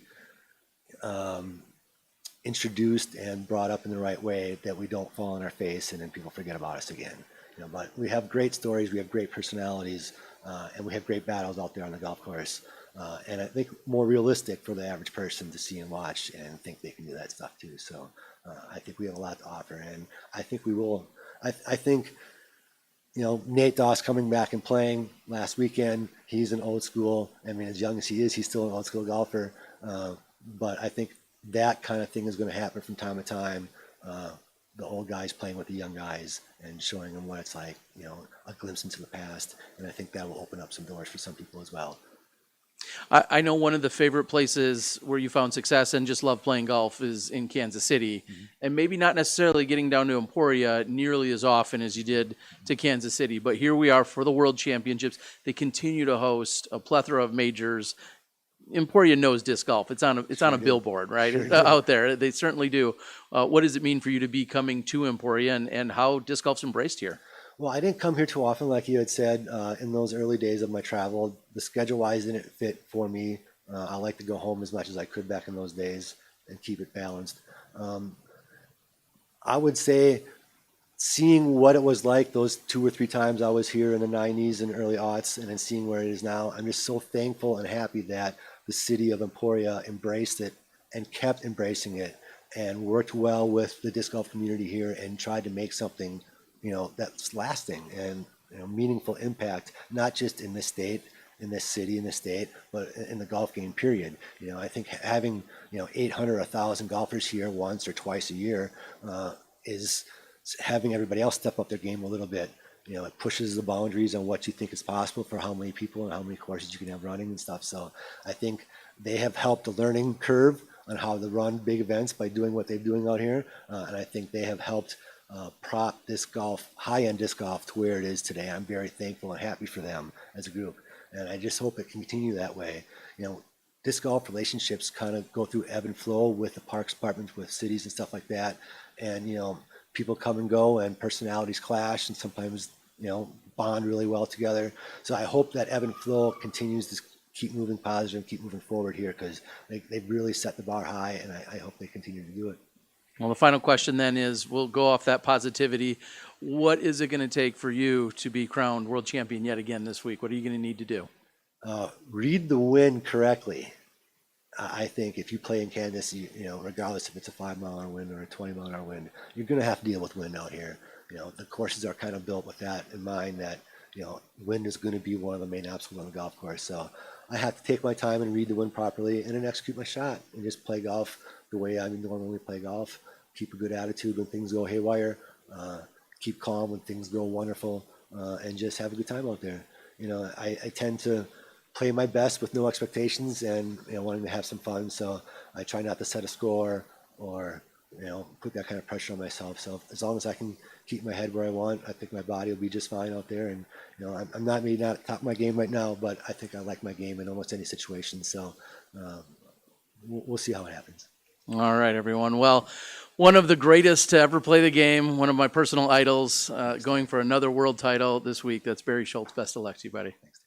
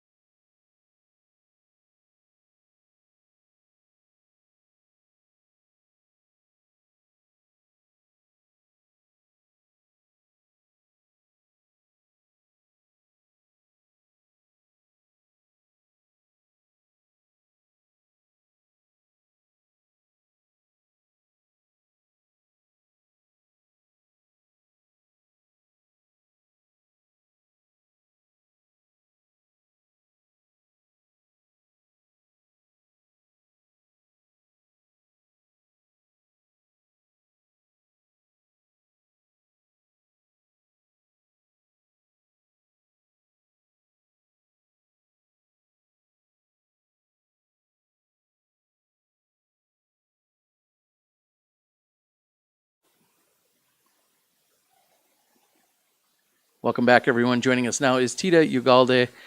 Tita, PDGA, well, you introduce yourself with your PDGA. I don't even feel like I'm qualified to mention. Tell us your PDGA number and when you signed up. So I signed up in 1976. I mailed in my membership, and my number is 83. 83, which makes you one of the lowest PDGA numbers here this entire week. Yeah. And let's backtrack to how you sent in that membership. What was it about any type of Frisbee throwing that got you interested in playing disc golf? So it was announced that after the World Championships in 1975 at the Rose Bowl, WAMO had been sponsoring that event. We found out, my family, one of my brothers found out that the Los Angeles Frisbee Club was going to be gathering at the world's first permanent disc golf course, Oak Grove in Pasadena, now Hahamunga Watershed Park. So we gathered, and that was my first Frisbee tournament. Played with a master, played with the promotional disc that I got at at the Rose Bowl to get in. I paid the $5 and then I played. So that's how I started playing disc golf. And soon after that, it was announced that there was going to be this club, and I wanted to be part of it all. So when I was 16, asked my father for a check, mailed it in, and that's how I got my number. I didn't get to choose it, like others did. And then did you have any other family members that are also PDGA members, or you continued to stick with it? Yeah. What was it about the flight, the catch, the whatever it might be? What was it about Frisbee that even had you interested, though, or kept your interest? Yes, my family started playing in 1972 at Griffith Park. We'd have these 11s, and we would be playing on the outside, and we'd be playing catch. We didn't know it was freestyle. We'd be playing catch, and it was a flight. The flight, no matter who threw it, how beautiful that flight is, and with those rounder edge discs, the way they float, it's just so beautiful. So that was my hook. And my brothers, 3 of my brothers, 2 of them played guts really well. One will golf with me these days. Another one will freestyle with me. And my third, the brother that got the family involved has unfortunately passed away. But when we play in Mario's name. That is absolutely incredible. And I feel like I've seen you more present internationally or all around the country than ever over these last few years. Yeah, I'm retired. Yeah, okay, so that then answers the question as to what was your previous career, and then were you just itching to get back fully into the disc golf scene as much as possible?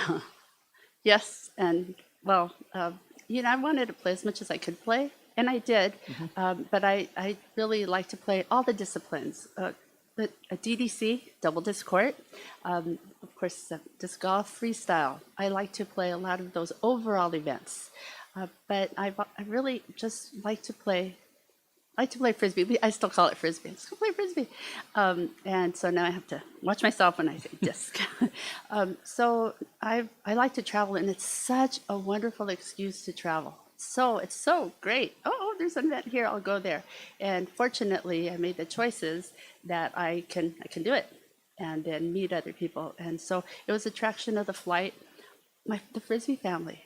My brothers, my sister, they went on to other things. My brothers became champion archers.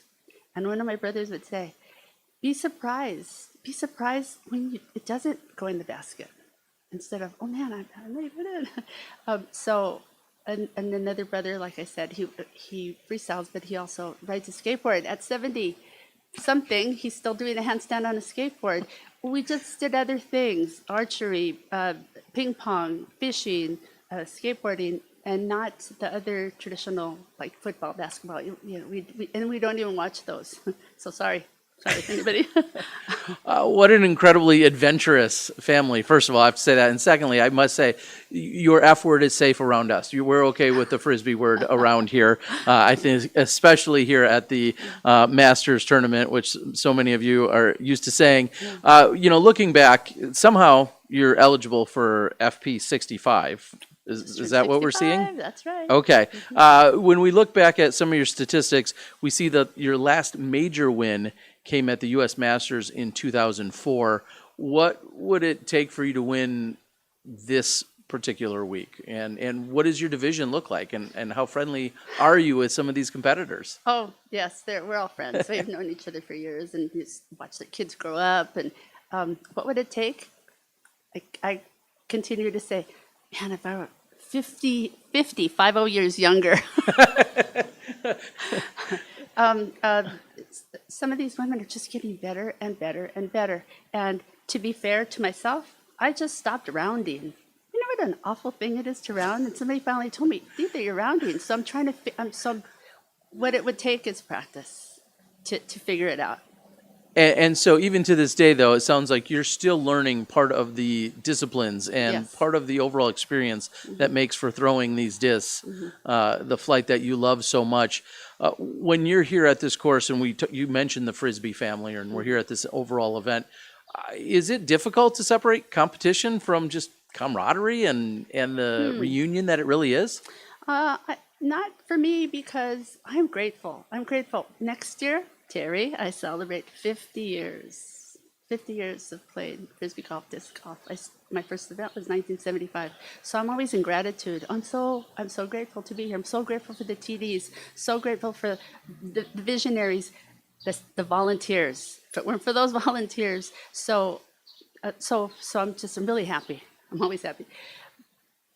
And the other women, everybody has their own thing, whatever it is, whatever it takes. But I'm sincerely happy to see everybody. When I see them for that moment, I feel like I have all this extended family. And yes, as an educator, that's what I retired from. I'm still the educator in me still comes out to teach other, especially women. I could see they just change something, just a little nuance. Their game improves. Now they're happier. And now they want to play more, which then grows our sport. And then they tell others, and it keeps going. And just 2 weeks ago, I got 2 more members into the PDGA, Tita, because I think that it's just a fascinating sport.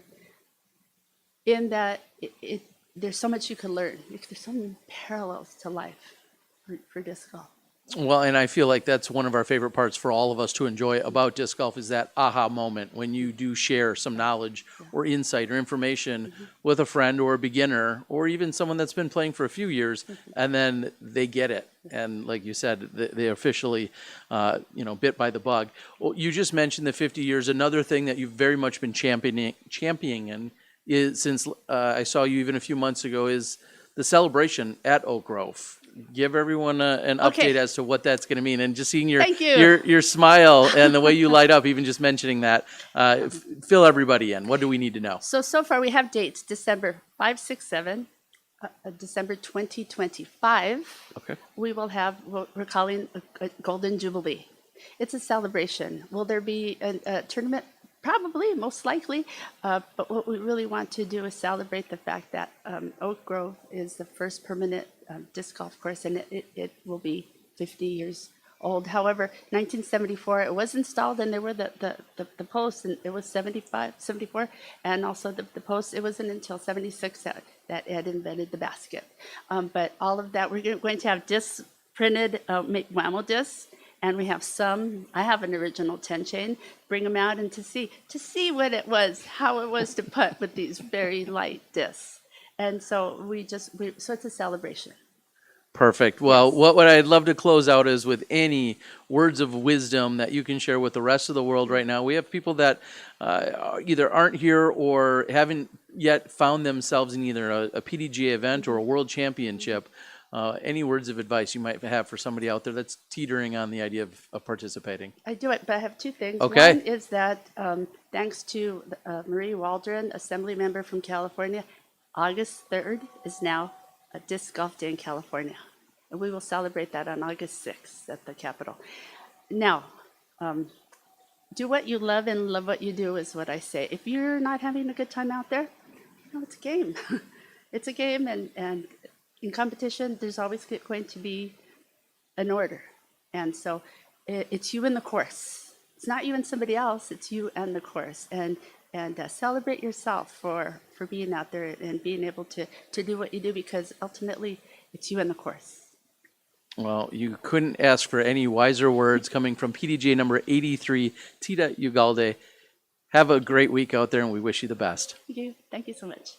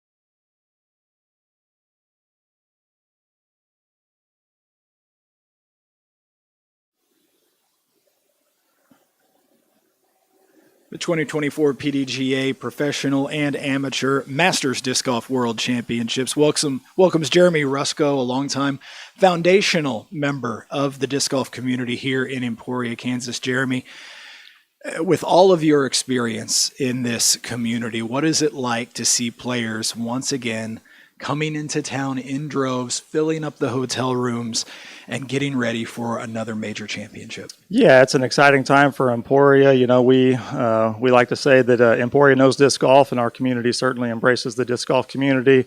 And we just love the energy that the community gives to the players, and that the players give to the community. There's a lot of businesses that have the best weeks that they have in business while the disc golf tour is in town, and having the Masters Disc Golf World Championships in Emporia is certainly a huge moment for the city of Emporia.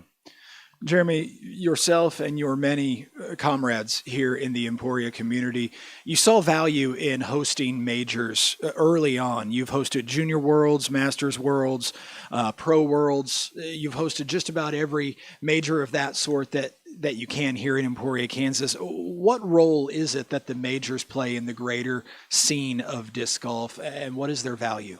Well, I think it helps put Emporia on the map as a disc golf destination. You know, we certainly love seeing players come through Emporia day in and day out, week after week. The Emporia community, the city leadership has certainly recognized and embraced just how important disc golf is for this community and how many people it brings to this community. And so, if we don't have PDGA majors in Emporia, if we don't have the Disc Golf Pro Tour swinging through town, it certainly doesn't make Emporia a disc golf destination, or as we like to say, the disc golf capital of the world, which is, of course, up for debate.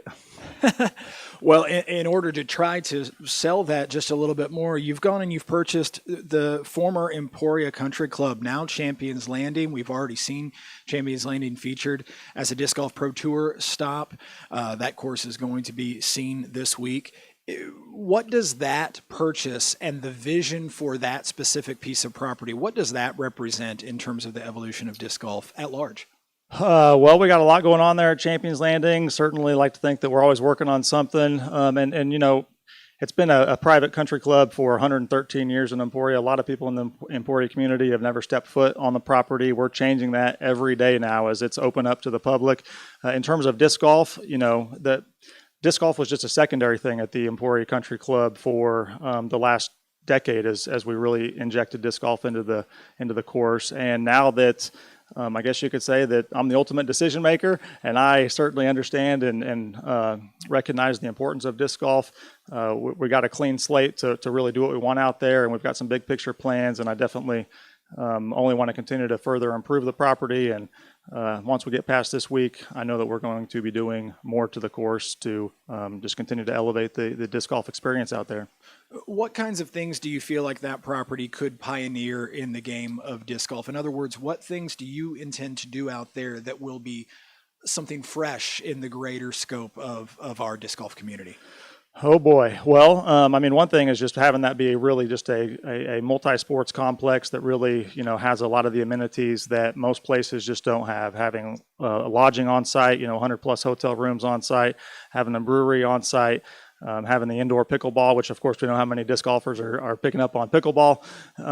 But having a putter course, a championship level disc golf course, as well as a beginner friendly or intermediate level disc golf course. That's one of the challenges with the property right now is it's only a championship level disc golf course. And so we've actually had people come to Champions Landing want to play disc golf for the first time. And we've actually said, hey, we'd love to have you play here. We'd love to take your green fee and have you run around on a cart. But if this is your first time to play disc golf, we actually suggest that you go to the 9-hole disc golf course that's free just down the road at Hammond Park, because you're going to have a much more enjoyable experience, unless you really want that, golf course type of experience with long holes and maybe the golf cart. So there's a lot of things that can happen there. Of course, I'm pursuing some state funding to help with the tourism and entertainment draw with the facility, and that could certainly inject a significant amount of money into the disc golf course where we can really elevate the overall disc golf experience out on the property.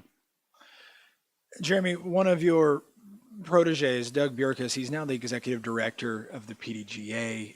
You see another longtime coworker of yours, a visionary of yours, Jackie Morris, taking the reins as the tournament director for this World Championship. We're going to hear from both of them just after you step out of this chair.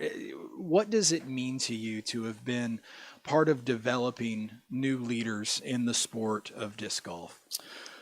Well, I don't, Doug is such a strong individual and such a leader, and Doug certainly had his strong foundation well before he moved to Emporia, Kansas to take us, forward with our disc golf events. Had we not had Doug, certainly would have been hard to think that we could have accomplished so much with the Glass Blown Open being the world's largest disc golf event, or the disc golf festival for several years.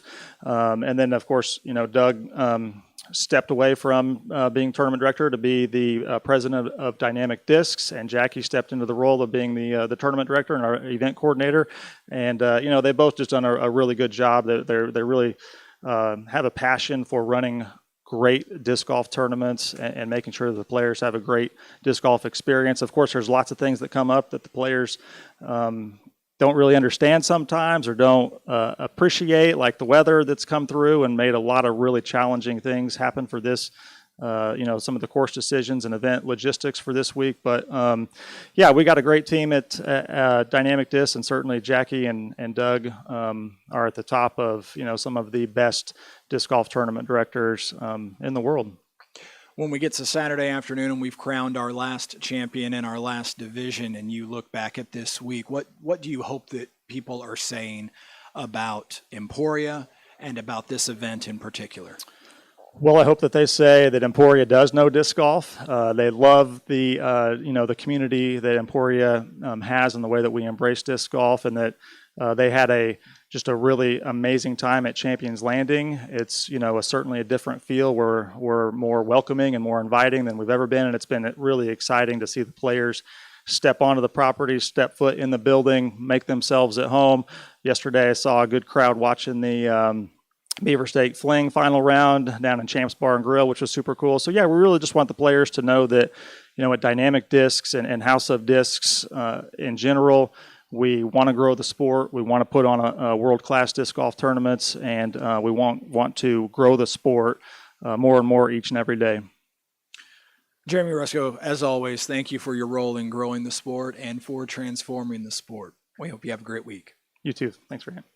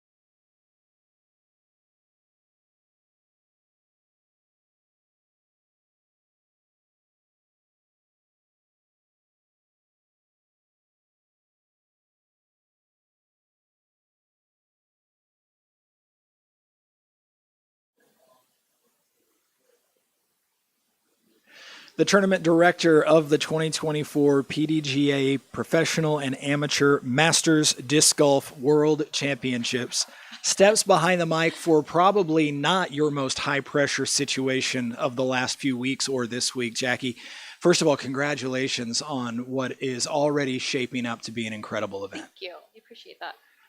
You're the second woman to direct a PDGA Worlds, the first since 1988 when Midge Erkenbrecher was the tournament director in Cincinnati. How important is it, do you think, at large, but especially to yourself, to see women in positions of leadership governing aspects of the game? It's really important to me, just even in the community too. So like in disc golf and just in life, women should have a seat at the table regardless. And this is somewhere where we need to continue growing women into, like integrating in. And I know that we still have a very low percentage of women in disc golf. But yeah, moments like this, it's just really important to show that we can be a part of what's going on as well. How do events like this one, like the upcoming Junior Worlds, which will be in this area in just a little over a year, how can these events help to grow the game amongst juniors, people of all ages, but especially women? Events like this, I believe it's just one of those things where you get people of all ages, whatever event it may be, they have some way to be a part of it. And again, women being a part of it, whether it's, you know, volunteering for the event, not knowing anything about it, and then wanting to know more. And the next thing you know, they're going to a women's league and then they're starting to play tournaments. So just more exposure anywhere you go is going to get more women into the sport. Jackie, I just named this week and a future major. You've been a part of so many PDGA majors in previous years. At this stage of your career and of your involvement, what is it that you are most proud of in terms of how these events have continued to grow and advance? That's a great question. I have a lot to be proud of. But I'm also just really proud of the people around me that just offer a hand, support me, and yeah, I guess I'm proud of the disc golf community and especially the disc golf tournament director community, being able to just continue to support each other and uplift each other through events like this. In this particular community, Emporia, Dynamic Discs, and others have done such a good job of laying foundational elements and then building on them year over year. In other words, not having to reinvent the wheel. Right. What can you tell us about the community effort and maybe even name a few individual people that made this go? Yeah, the community is so passionate about disc golf and of course just other events as well, but they're really passionate about sharing what we have to offer in Emporia. I know Main Street, they help us every year have a block party. We're having the bar crawl on Friday night. Bourbon Cowboy, they're always supporting our events. The Sweet Granada, like it's all these different businesses and entities as well as people. Gosh, Galen Adams, who does our Lost and Found, like he's a local community member.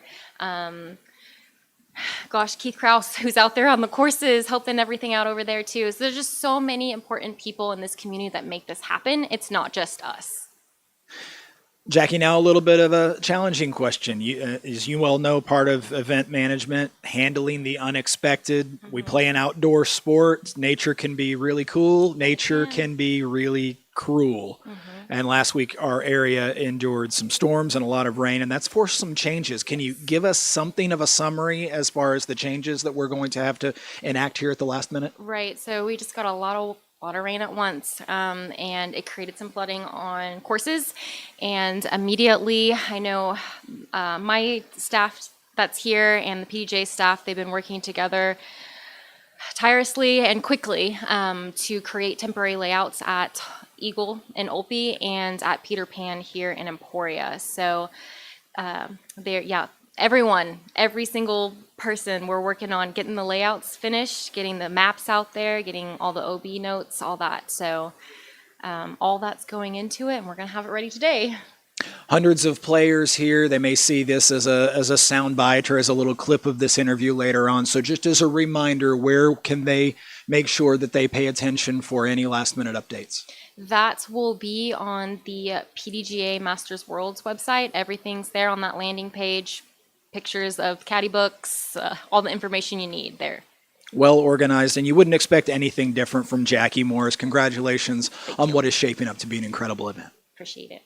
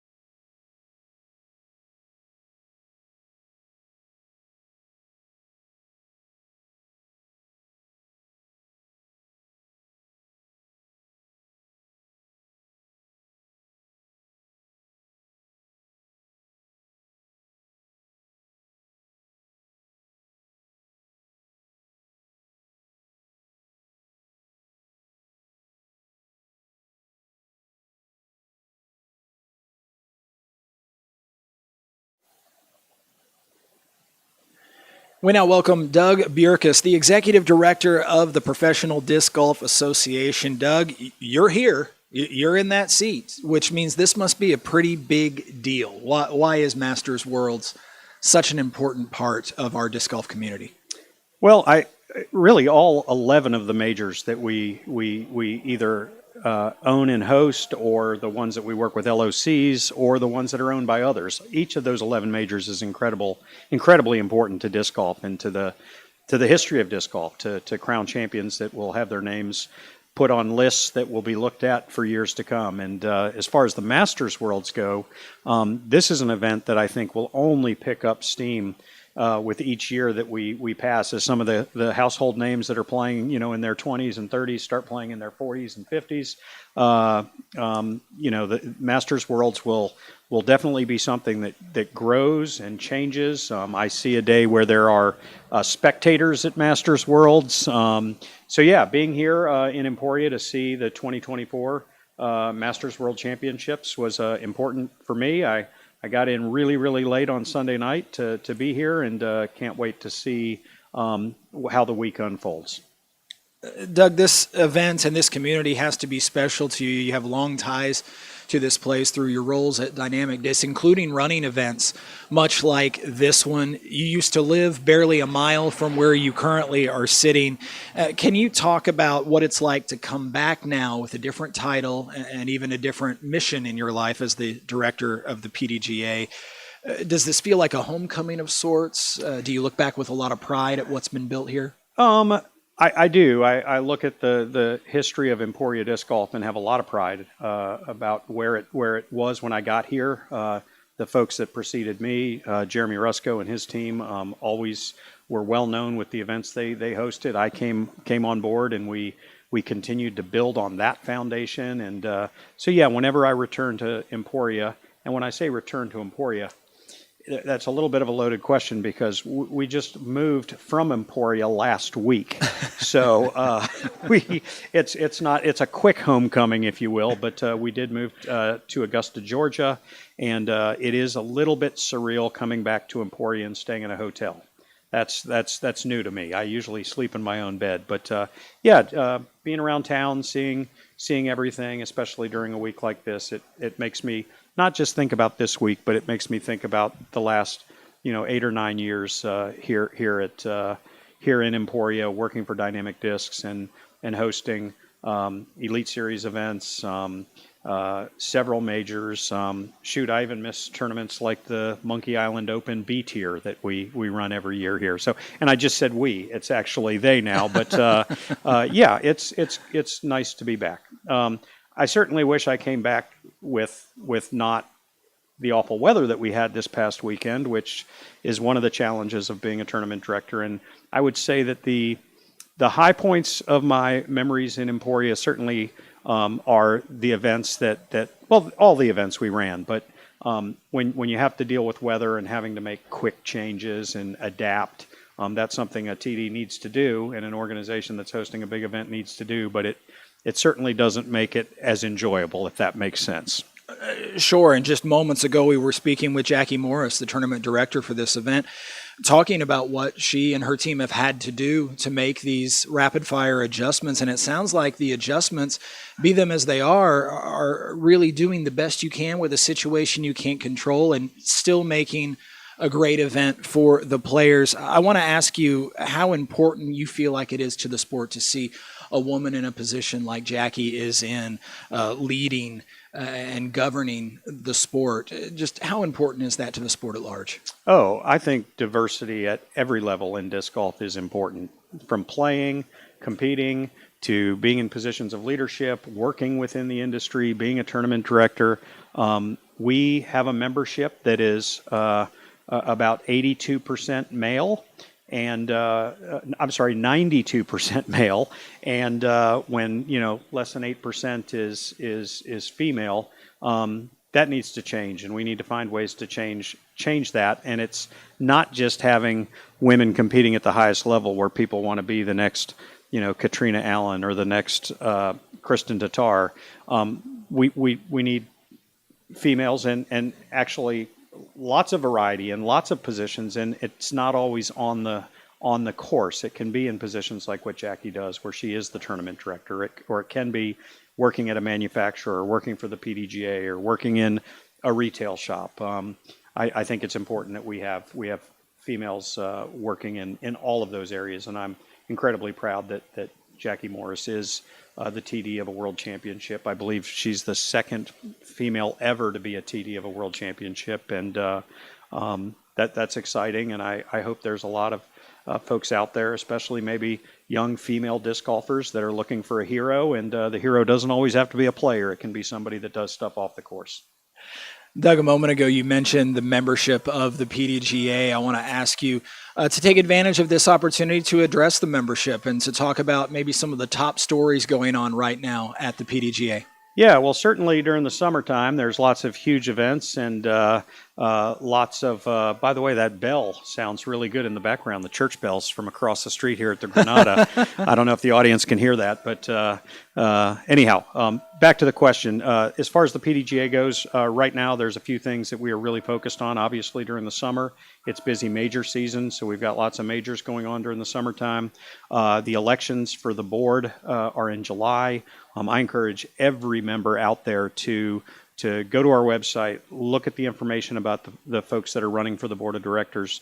The board of directors are the ones that I report to, and they need to be a reflection of what the membership wants. And so the membership votes those in, and we tend to have some low turnout numbers for elections. And I would love for this to be the election where the most members come out, the percentage of the members come out and vote for these board members. So encourage everyone to do that. And then another project that we're starting, that over the next 2, 3, 4 months, disc golfers are going to hear a lot about this, but we're really making a push to really support our affiliate clubs. We've always had an affiliate club program where the club gets a discount on membership, and that's about the extent of it, which is a good deal, but we really want to be a resource to the clubs, and they're the ones that have their boots on the ground, and they're the ones that are doing the things that get people interested in disc golf. If it wasn't for the local club that was in the community I came from, Abilene, Texas, I probably wouldn't be sitting here right now, and we need to do a better job of empowering those clubs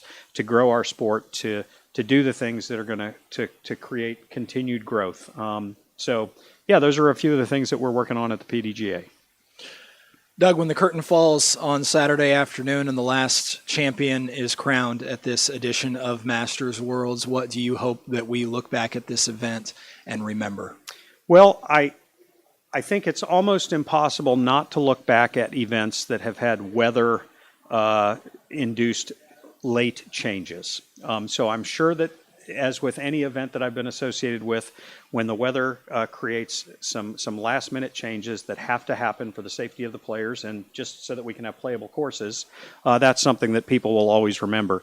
I'm hoping, though, that what trumps that is the players are competing at the highest level. There's lots of close races for some of these titles. I mean, we're going to be crowning world champions in amateur divisions and professional divisions, and I'm excited to.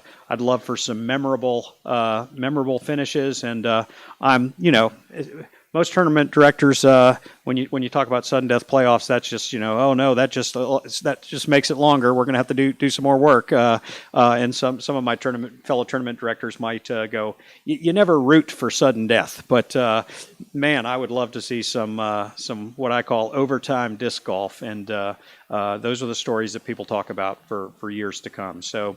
Yeah, hopefully we don't talk too much about the weather, and we talk about the play, which is what's most important. What's most important is the almost 900 disc golfers that have ponied up their resources to come to Emporia to compete and experience a world championship, and I'm hoping that their memories are fantastic. He's PDGA Executive Director Doug Bjerkaas. Doug, thanks again for all that you do. I appreciate it. Thank you guys for what you do.